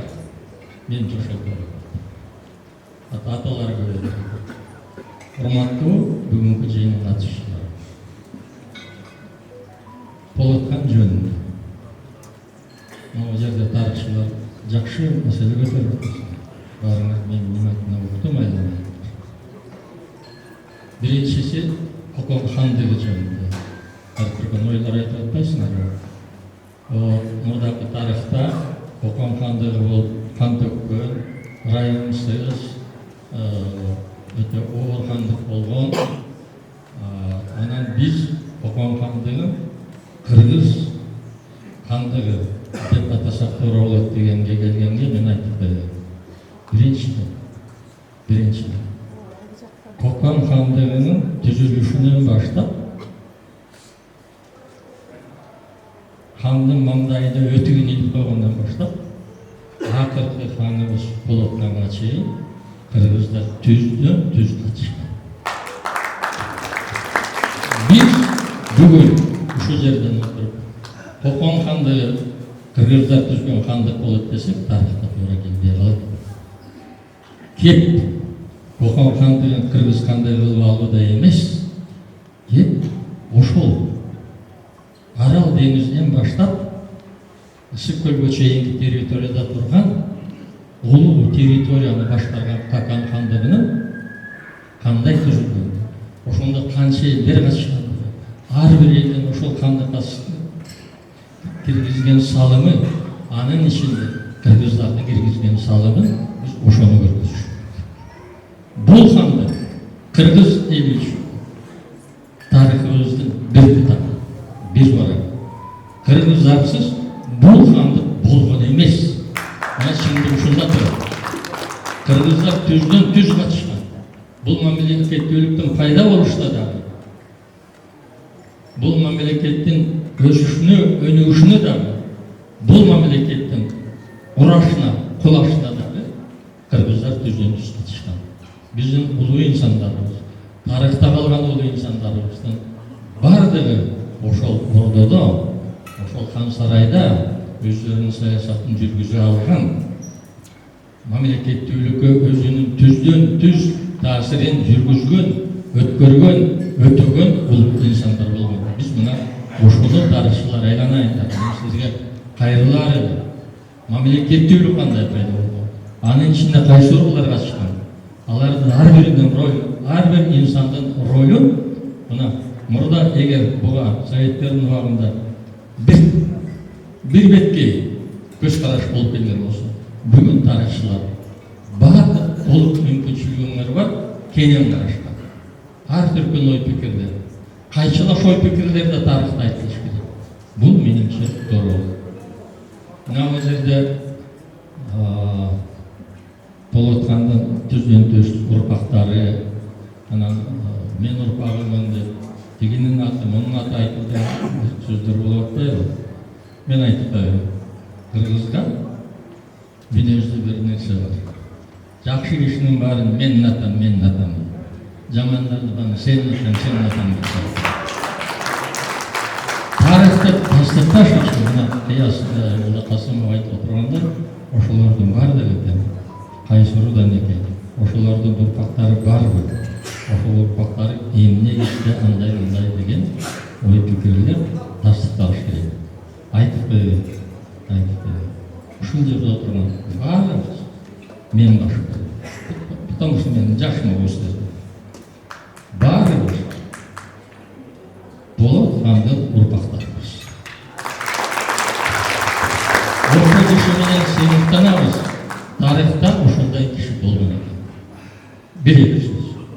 Эмне үчүн Болатхан акылдуу киши, акылман киши, саясатты туура түшүнгөн киши болбосо 3 жыл ушунчалык хан болуп тура албайт эле. Өзүнүн хан тукумунан эмес экенин билип туруп, ушул чечимге барды. Эмне? Бийликтин таттуусун байкады. Тарыхта калгысы келди. Меніңше андай емес. Меніңше Болат хандың ошол кадамга барганын себеби ошол мезгилде жалаң эрек кыргыздар эмес, Фергана өрөөндөгү жашаган элдин бардыгы экен. Кокон хандын хандыгына карап турган, Кудайыр хандын кылычынан кан тамганын көрүп, ошонун башынан өткөрүп турган эл ак ниет, адилет, хамды иштей баштаган. Мамлекеттин башына акылет, акылдуу, адилет, элди ойлогон адам келсе экен деген үмүт кыргыз элине кылымдар бою келишти. Алыш барбайбы? Орто булуңдагы биздин орто эпосубуз Кедей хандык арасында. Ушул убакка чейин мына өзүбүзчө мамлекет болуп келатканда дагы биздин оюбуз, пикирибиз жакшы жетекчи келсе экен. Элди ойлогон жакшы киши келсе экен. Мамлекетти чыңдаган жакшы киши келсе экен деген үмүт менен, тилек менен келди. Бизден кетип атабы? Бизден кеткен жок. Канча кишилерди жакшыраак шайлап, ага мен эми айтпай эле коеюн. Мына Болот хандын бийликке келишинин бирден бир себеби элдин ак үмүтү, тилеги ошонун негизинде болгон. Болот ханга көргөзүлгөн элдин ишеними болду. Ел түшүнүп жатты. Болот хан бар жерде орустар келип, Кудайыр хандын аскерлери келип, өлтүрүп, өрттөп, жок болуп атканына карабай Болот ханды колдошту.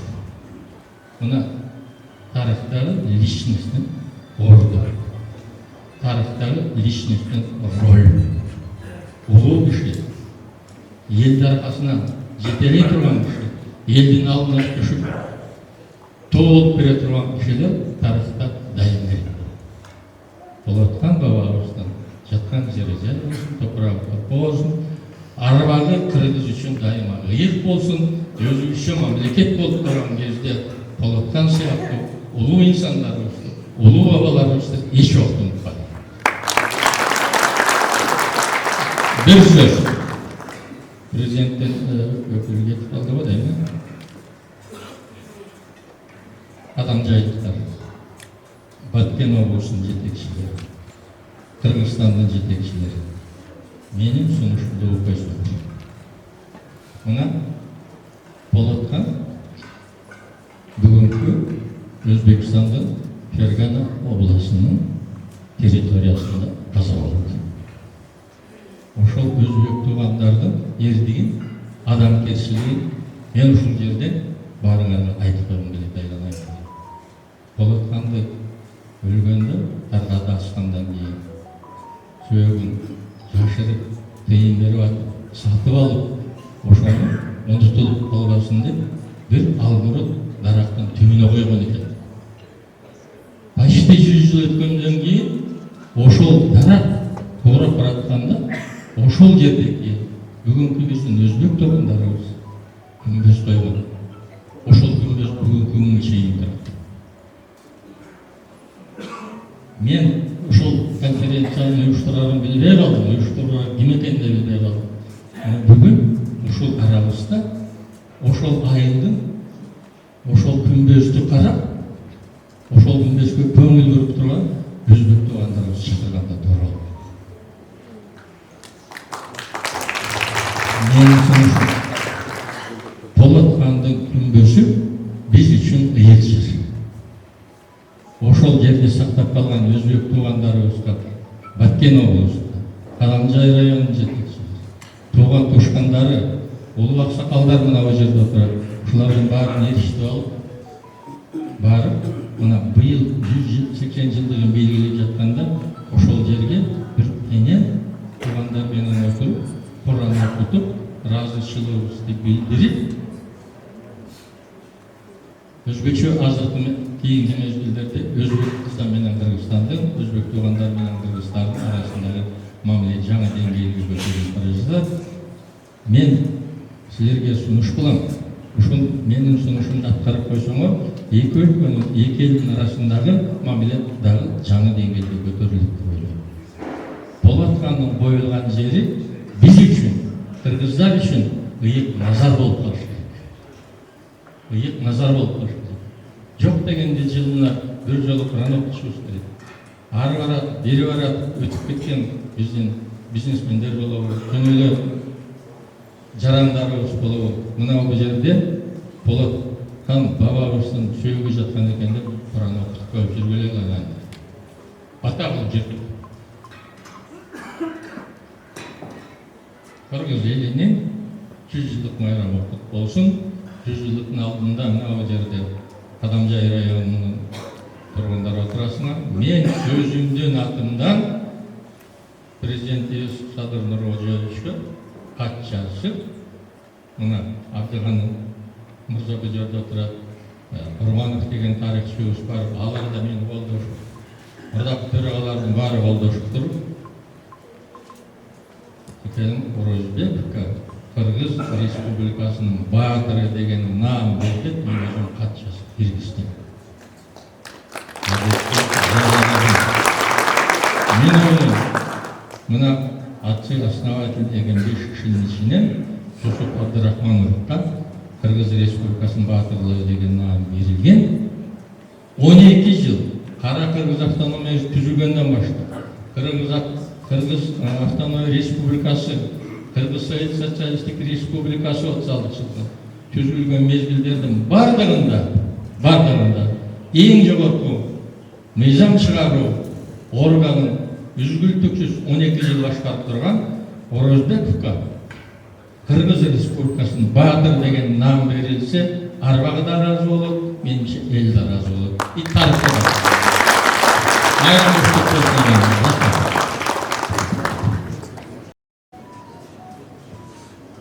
Саламатсыздарбы, урматтуу калк, кадамжайлыктар, аскерликтер жана Кыргызстандан ар кайсы келген туугандар.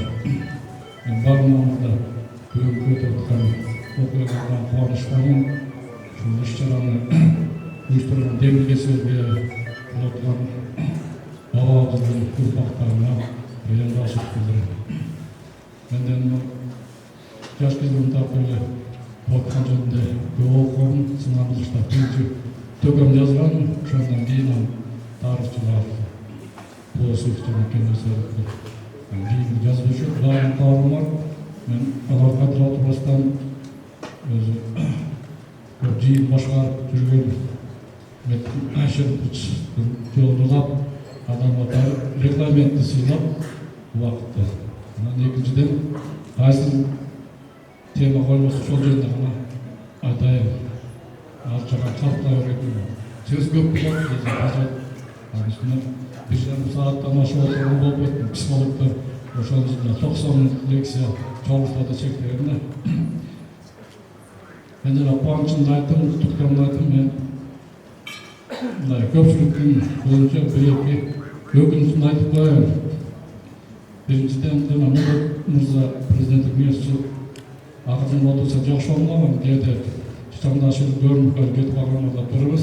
Келсең кел, келбесең келбеди. Урматташ керек адырман калкты. Мен өкүнүчүм биринчиси ушул. Рахмат мына улуубуз. Мында айтып качан алып барып жүрүп азыр парламент сизге өтүп кетип калган.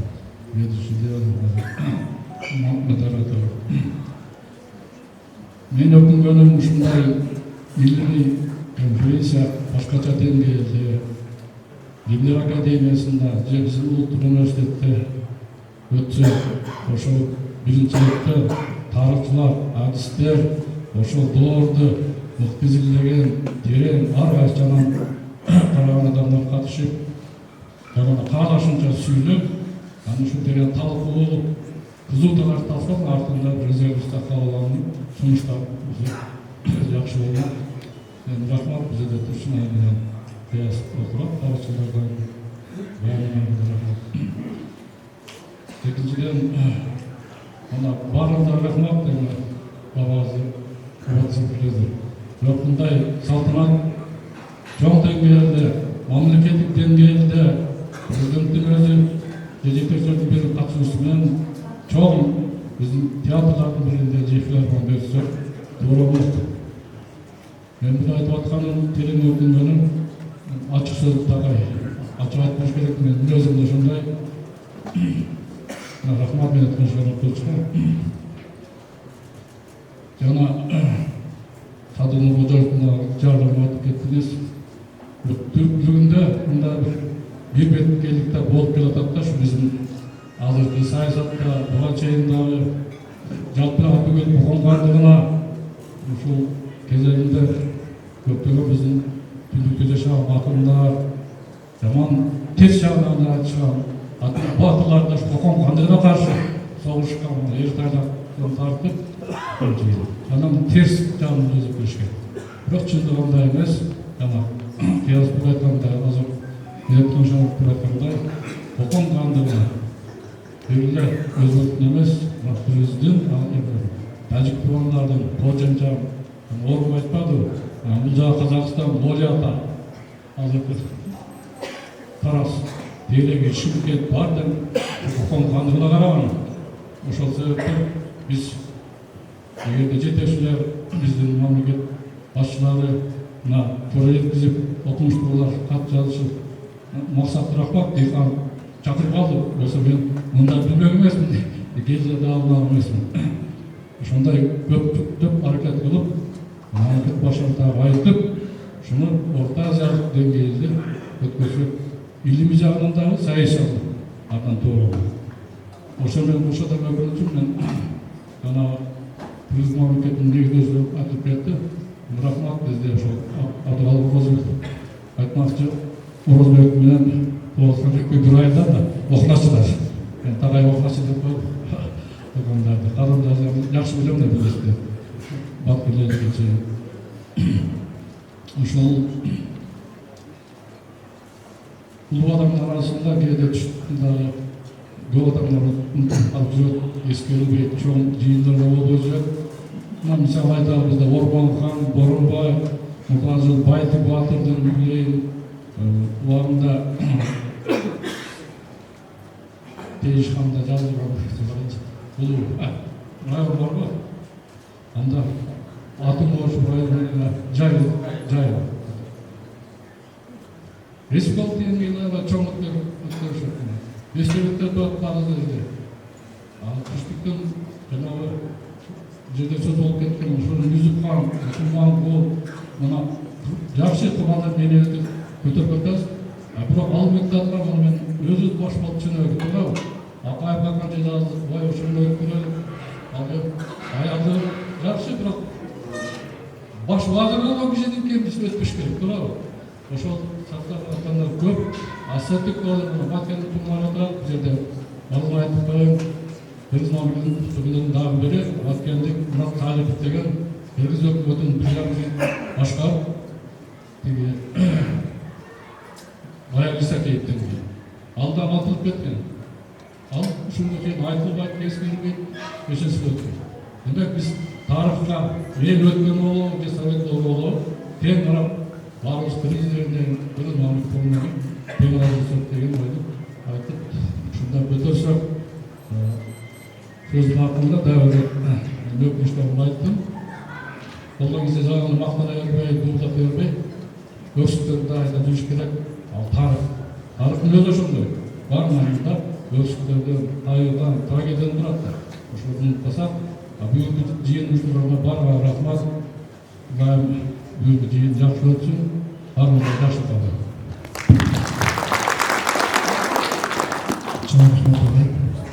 Саламатсыздарбы, урматтуу мекендештер, кадырлуу аксакалдар, бүгүнкү иш-чаранын кадырлуу коноктору, алыс жакындан келген меймандар, баарыңыздарды Пулоткан бабабыздын 180 жылдык илимий конференциясы менен чын жүрөгүмдөн куттуктаймын. Мына өзүңүздөр көрдүңүздөр, видео тасмада Пулоткан өмүр баянды, андан тышкары биздин сыйлаган урматтуу тарыхчылар бүт айтып беришти. Эми мамлекетибизде мына 3-4 жылдан бери өнүгүү болуп, ушундай мүмкүнчүлүктөр пайда болду. Бирден мүмкүнчүлүктөр пайда болбогондон, ошондуктан кыргыз тарыхында алтын тамга менен жазылып калган улуу инсандар көп изилденбей калды да, азыркы учурда мына Кыяз агабыз баш болуп тарыхчылар баары мына Кытайга барып, Кыргыз мамлекетин түптөгөн, Кыргыз мамлекетин өндүрмөсүнө салым кошкон улуу инсандарды жетип келатат. Bunday иш-чаралар эми катуу кулланат. Бүт тарыхта калган улуу инсандарыбызды ушинтип дамытап, жаңазалап, келечек мурунга таанытып кетсек, бул абдан жакшы.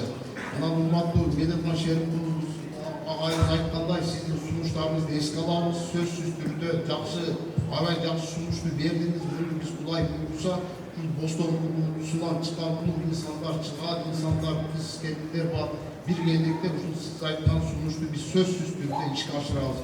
Ушул бүгүнкү иш-чараны уюштурган Болотхан бабабыздын 180 жылдык мааракесинде эң биринчи ушул биздин Болотхан атабыздын бабабыздын урпагы Ыкбал эжебизге чоң ыраазычылык билдиребиз. Ошол менен уюштуруучу топко, тарыхчыларга ушул иш-чараны уюштурган барлык биздин мекендештерге чоң ыраазычылык билдиребиз.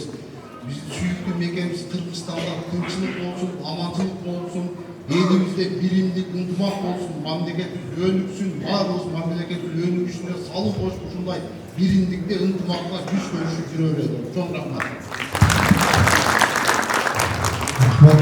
Кийинки сөз Обундун ишмер Ибраев Самат мырза. Ассаламу алейкум, арыбаңыздар. Урматтуу Болотхан атабыздын урпактары, урматтуу коноктор. Президентибиз 31 августта өзүнүн ордосуна кирип, ордосун ырымдап мына ынтымак ордо деп атады. Бүгүнкү иш-чара Кыргызстанга ынтымак алып келе турган, кут алып келе турган иш-чара деп эсептейбиз. Баарыңыздар буга чейинки аталарыбыз, агайлар баары айтып кетишти. Ушул иш-чарабызга Кудай кут берсин. Мына бүгүн Болотхан атабыз ордунан козголуп, аябай ушул биздин арабызда болгон болуш керек. Биз кыргыздар еврейлер өзүнчө мактанып жүрөт, дайыма өзгөчө калкпыз депчи. Кыргыздар өзгөчө калк деп айтып келет. Мына кыргыздар мээсинде 500 миң сапты мээсинде тутуп туруп, ушул убакка чейин жеткизген бул кыргыздар, кыргыз эл калкында болгон нерсе да. Манасыбыз, ошо манасыбыз менен дамытып келебиз. Ошондуктан мына биз жакында ушул 40 руу биригип Жетөөгүзгө барып келдиңиздер. Ал жерде чоң иш-чара болду. Мына Санжира тарыхый музей ачылды. Баарыңыздардын колдооңуздарга чоң рахмат. Урматтуу 40 рунун өкүлдөрү, мындайча айтканда Кыргызстанда бир жаңы мына ушул биз унутуп келаткан нерселерди мына бириктирип, жакшынакай ынтымак башталды деп айтсак болот. Бүгүнкү күндө мына ушул биз дагы президентибиздин колдоосу менен эл мурасы деген коомдук бирикме ачып, бүткүл Кыргызстанда 2000 айыл бар экен Кыргызстаныбызда, 33 шаар. Ошо ар бир айылда аксакалдар Санжира маданий борбору деп куруп бергенге бел байлады. Ал ушул долбоордун биринчи үлгүсү ушул Жетөөгүз айылында баштады. Ал жерде ушул Бирназар атабыздын борбору деп аталды. Кудай буйрса ошого дагы мына 40 рунун өкүлдөрү сиздердин баарыңыздарды ошол ачылышына чакырабыз. Кудай буйрса ушул бүгүнкү күндө аксакалдарыбыз мына ушул жерде отурасыздар. Ак элечек апаларыбыз турат бул жакта. Ошолордун баардыгы ушунда биригип, бир ынтымакка чакырып, ушул унутулуп калган биздин аталарыбызды ушул Болотхан атабызга окшогон мына азыр эле айтып кетти. Болотхан атабыз жөнүндө мына Медет ага айтып кетти. Мен бүгүн угатам деп айтып кетти ушул жерде. Ошон үчүн ушундай бир аталарыбыз эстен чыкпаса экен. Мына мен өзүмдүн дагы таятам, Садык Санжирачы деген таятам болгон экен. Бул Чойке менен Чойке Манаш атабыз менен чогуу жүргөнчү. Анан ушул киши дагы унутулуп калган экен, Кадыр экенин урпактарына болот да. Ушундай Санжирасын толуктап чыгарып атабыз. Ошон үчүн баарыңыздарга ушул иш-чараны уюштуруучу Закир Эшматович сизге терең ыраазычылык. Бул ынтымагыңыздар өсө берсин. Дайыма ушундай бир ынтымакта, жакшылыкта жолугалы. Кара Кыргыз Республикасынын 100 жылдык мааракесин ушундай бир жакшы маанайда тосуп алалы. Баарыңыздарға ден соолук, ушундай бир иш-чаранын күбөсү боло берели. Рахмат сизге. Чоң рахмат. Урматтуу коноктор, колуңуздарда жаңы чыккан китеп турат. 180 жылдыгына, Болотхандын 180 жылдыгына арналган жаңы жазылган. Ошол китептин түзүүчүсү акын жазуучу эжекебиз учурдаштыктан чыгарып кабарчы болуп иштеген Гүлбара Докторова эжеке сөз берсек. Саламатсыздарбы, урматтуу мекендештерим. жердештерим, кыргыздарым. Тарыхчылар жакшы сөздөрдү айтып кетти. Тарыхчылар тарых тактап, тарыхтардын бүрүнү, изини калтырган инсандарды дайыма тамашалап келет. Ал эми акындар, жазуучулар, жазмакерлер дайыма шаттанып, мактанып, көкүрөгү күлкүлдөп ыр жасап, мына бүгүнкү кечеге биздин Кадамжай кайрыктарынан келип отурган Адылжан Жажанов, журналист акебиз дагы өзүнүн прозасын берип кетти бул жыйнакта. Ошону менен бирге жазуучулар союзунун мүчөсү Жумагүл эжекебиз дагы өзүнүн Полотхан ким деген ырыны жазып өттү. Ошол сыңар бардыгыбыз арнап канчалаган ырларды түрмөктөп жазып, ушул китеп жыйнакты Кадамжай райондук жазмакер, акындар, жазуу көчүнө улаган, көч баштары турган атап өтсөк бул жерде Эгемберди Ерматов жана ошондой эле Туягырчы, ошондой эле мынабы Полотхандын атына бүгүнкү 180 жылдыгына арнап ыр көтөрүп келе жатышат. Бул көч, албетте бул жыйнагыбыз 3-чү жыйнак, официальный. Өткөнгү жыйнакта дагы биздин жергиликтүү жетекчибиз, учурдагы акимибиз Байеке уулу Полотхандын колдоосу менен чоң жыйнак районда ачтык. Бул жыйнакты сиздер менен Борбор шаарында ушул колуңуздагы китепти тартуулап ачып отурганыбыздан кубанычтабыз. Анда биз мен кыскартып эле айтайын. Кулатып байманаптык теңсиздикти, эл үчүн канын төгүп жанын тиккен мына эми даңазалайт эли журтту маарекесин, эмгегин даңазалайт эли бүгүн. Хан залкарлар байырлаган Кадамжай жерим, аздектеп көзгө сүртөм куттуу элим, жаркылдап өсө берсин келечегиң, кулат алам токтогончо жүрөктемем. Ошону менен бирге эле ушул жерде дагы жаңылышпай айтып кете турган нерсем, бүгүнкү кечеге катышып отурган ак калпакчан, ак жоолукчан аталар, акелер, эжелер, сиңдилер бул жерге жөн адамдар келбептир. Мен жанадан бери өзүмдүн байкоомдо келечекке керектүү инсандар келиптир. Бул ак калпакчан, бул эжелерибиз, агаларыбыз келечектин куруучуларыны өзүнүн кийинки келечегине ырын жазып, макаласын жазып, тарыхтарын жазып, элди мактап, элди барктап ушул жерге келип, коомчулукта жана ошондой эле мамлекеттик иштерде эң алгылыктуу, көкүрөгү таза, көкүрөгү, жүрөгү таза инсандарды көрүп турганымдан өтө кубанычтамын. Биз Москвадан чакырылган 11 делегат келдик азыр.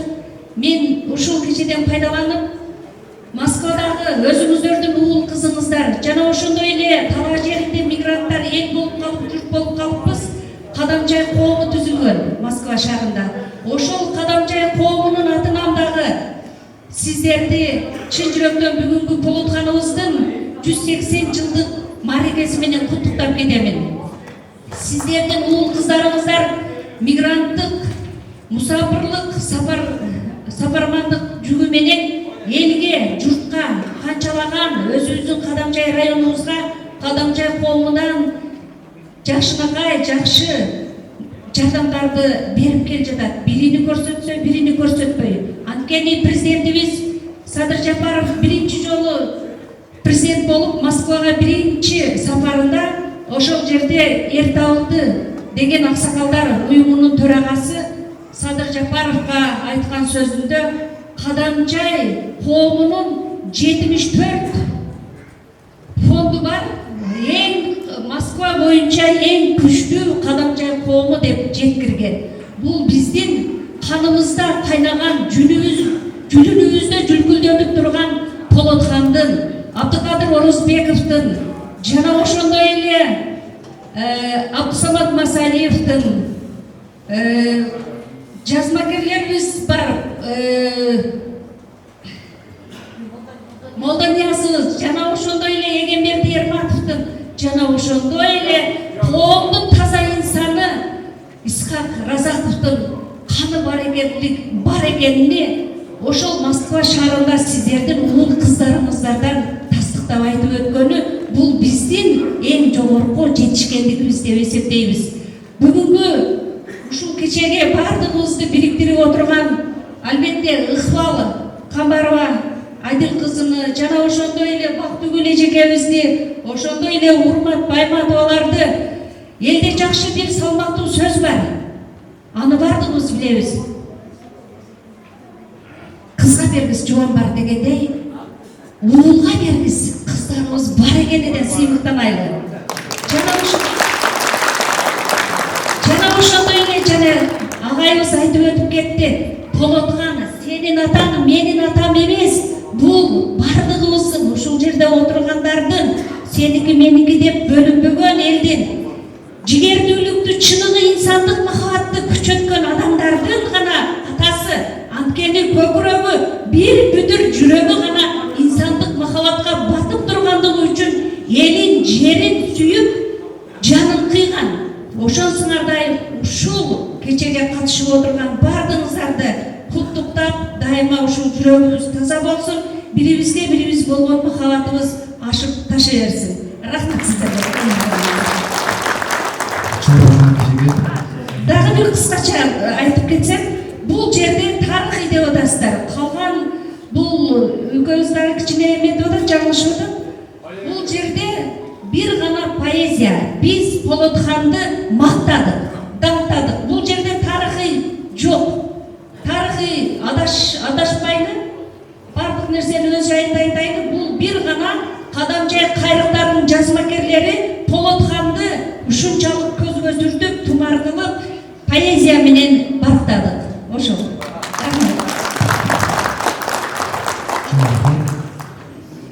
Урматтуу конференциянын катышуучулары, бизде дагы куттуктоо жана жарыш сөзгө чыгып сүйлөйбүз деген дагы мыкты биздин сыйлуу урматтуу коомдук ишмерлерибиз, саясатчыларыбыз, мамлекеттик ишмерлерибиз, окумуштуу илик-пост профессорлорубуз бар эле. Бирок программа бир аз өзгөрүү кирип, экинчи бөлүк азыр башталышы керек экен. Ошондо экинчи бөлүктө сөз бербей болдук сиздерге. Бардыгыңыздар сүйлөшкө бардыгыңызга жетишесиздер деп ойлойм. Азыр болсо ушу биринчи бөлүктө жыйынтыктайлы. Биз конференцияны жыйынтыктоочу сөздү ушу кайрадан эле Закир Ишметовичке uzatсын.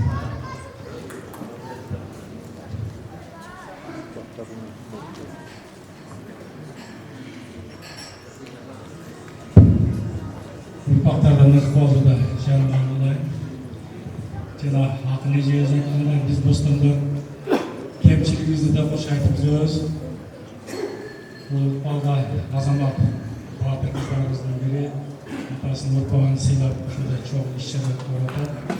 Биз 2019 жылдагы биз депутат кезде Жогорку Кеңештин топтомун чыгарып, өкмөт каражат бөлүштүрүп, Кадамжайда ушундай конференцияларды өткөрүп, ошол жерде жакшы жаңы маалыматтарды алдык. Ошондо биз конференция жыйналып бүткөндөн кийин ошол жердеги журналисттер, анан тарыхчылар Маргаланда Ишенгүзөр деген айыл бар. Биздин Полоткан атабыз жаткан жер. Ошол жерге барып зыярат кылдык. Зыярат кылганда ошол 20 соттук жер экен, мурда мазар болгон. Ошол мазардагы сөөрөттөрдүн баарын сыртка чыгарып, жалгыз Полоткан атанын жайын калтырган экен. Ошол жанагы сиздер айткан түп бар экен ал жерде азыр. Түптү белгилеп, Полоткан хандыгынын акыркы ханы Полоткан деп жаздырып, күмбөзгө коюптур. 90-го талап калган аксакал айтты, балам бир аманатым бар, айтып койду. Улайын деп отурсам, аксакал ушуну сөзсүз эл бар жерде элге жеткиздеди. Полотканды ошол Кокон хандыгы орустар бастырып киргенден кийин бул алай тарапка тоолорго жашырылып, ошол жан жөкөрлөргө жеткизген. Андан кейін орыс патшашылығының жендеттері біздің Қоқан хандығының жалан басшыларыны анан Қоқан хандығына тиесіз қаралғандарды күніне 10-дан өлтіріп, Қоқанның хандығын ысаққанды алып келмейінше өлтіреріз деп ошондай бұйрық береді. Ошол бұйрық заматта алайки оларда жашын жатқан Болотханға жетет дагы Болотхан елімдің аманшылығы үшін мен кеп башымды сайдым, мен өз қалауыммен келіп қолға түсіп берейін деген шешімге келеді. Шешімге келіп, жаңа тарихшылар баса белгілеп айтқандай, дарға асқанда бірінші жолы дардың жиі шешіліп түсіп кеткен екен. Анан жаңағы дарға асу тәртібі бойынша bir жолы түскен адамды қайра жаза бербеш керек екен да. Ал бұйрыққа мойын берместен орыс патшалығы екінші жолы Қоқан хандығының басшысы Болотханды дарға асамыз дегенде 2 рекет намаз оқыған рұқсат берілді. 2 рекет намаз оқып, жанымды Аллаға тапсырдым. Жаным өлгенде дағын еліме қызмат қылады деп хақиқат айтқан сөзі бар екен да. Ошол күмбөздүн ичинде 1-2 кылып, рамка кылып, күнүгө топурак толтуруп турушат экен, бүгүнкү чейин жанагы карап турган кишилер. Ошол жердин топурагы адамдын денесиге чыккан бир дарттарга дал экен да. Бүгүнкү күнгө чейин ошол жерге барган кишилер бир уч оромол жабаган ошону түйүп кетип, ошону шыпа кылып колдонуп жүрөт экен. Ушуну айтып коеюн. Жанагы Болотхан экинчи асканда дагы жаны чыкпай кыйналганда путудан атка тартып сүйрөп жанын чыгарышкан экен да. Ошол Болотхан атабыздын жаткан жери азыркыга чейин мына мен айткан сыяктуу Кабанек мазар кылып, эл тынбай үзүлбөй келип турат да. Ошол аманатты айтып кой дедилер. Бүгүн желкемден түшүрүп, элиме ушул аманатты жеткиздим. Анан дагы бир маалымат, мен танабыздагы Абдулайке башта айтты. Кишилер алып келип, мындай сыйлап койсоңор болмок экен деп. Биз ал кишилермен дайым өзгөртүксүз мындай мамиле түзүп жүрөбүз. Биз 19 жылы ошол жерден 10 үйлүү ошол өздөрүнүн бирөө кошуналарын баарлап келип, ошол жерде Куран окуп, 2 күн коноктоп, кайра суранып, жалындырып, жаштап карап келген деп суранышып, мамиле түзүп келатабыз. Бүгүн дагы конференцияга ошол жанагы Алматылыктын дагы ошол Қоқан хандыгына тиешелүү инсандардын урпага келип катышыш керек эле.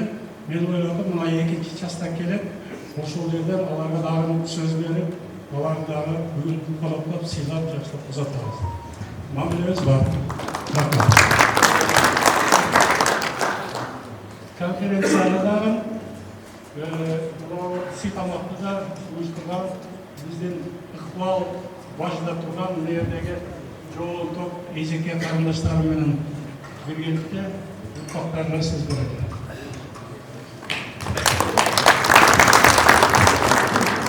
Ассаламу алейкум. Ушул конференциябыздын катышуучулары, алыс жакындан келген коноктор, кош келипсиздер, амансыздарбы? Мен Болотхандын кыбырасы боломун. Болотхан менин 4-чү атам болот. Мен бүгүн кичине тарыхка жаңылык киргизип кетейин дедим эле. Болотхандын өз атасынын аты Молла Идрис болгон. Орус баскынчылары бастырып келгенде бул Асан деген жашыруун ат. Биздин аксакалдарга келип, тарыхчылар, жазуучулар, орус аскерлери келгенде биздин аксакалдардан сураганда бизден эмес, Хайдаркандан болот, Бозалабостон болот, бизге жээн болот, Асан дегендин баласы деп башка айылга өткөрүшүп берген. Себеби ал кезекте басымдуулук өтө чоң болгондуктан биздин урпактар эле эмес, Болотхандын урпактарын эле эмес, бүтүндөй Бостонду, Офнаны кырып иймек ал убакта жашырбаганда. Ошон үчүн өз атасынын аты Молдо Идрис. Молдо Идрис убагында Соктон берги Үчкоргон зонасына чейин имам болуп, балдарыны илимдүү, билимдүү кылып окутуп, ошол Бостон мечитинин имамы болуп турган. Молла Исақ чоң атам, өзүнүн аты Молла Исақ Болотхандын үй бүлөдө үчүнчүсү болгон. Молла Айдар акасы, Молла Сали дагы акасы, а Молла Исақ үчүнчүсү болгон. Бизде бардык ата бабаларыбызда молло деген сөз ар дайым кошулуп келет. Ошо кошулуп жазылган, себеби чоң атабыз молло болгон. Азыркы кезде ошол Болотхандын киндик каны тамган үйдө мен жашайм. Баарыңыздарды конокко келиңиздер, дайым эшигибиз ачык. Ушул конференцияга катышканыңыздарга чоң рахмат. Алла разы болсун. Мен өзүмдүн атымдан, бир туугандарымдын атынан, урпактарымдын атынан жана Бостон уруусунун атынан баарыңыздарга таазим. Кош келипсиздер.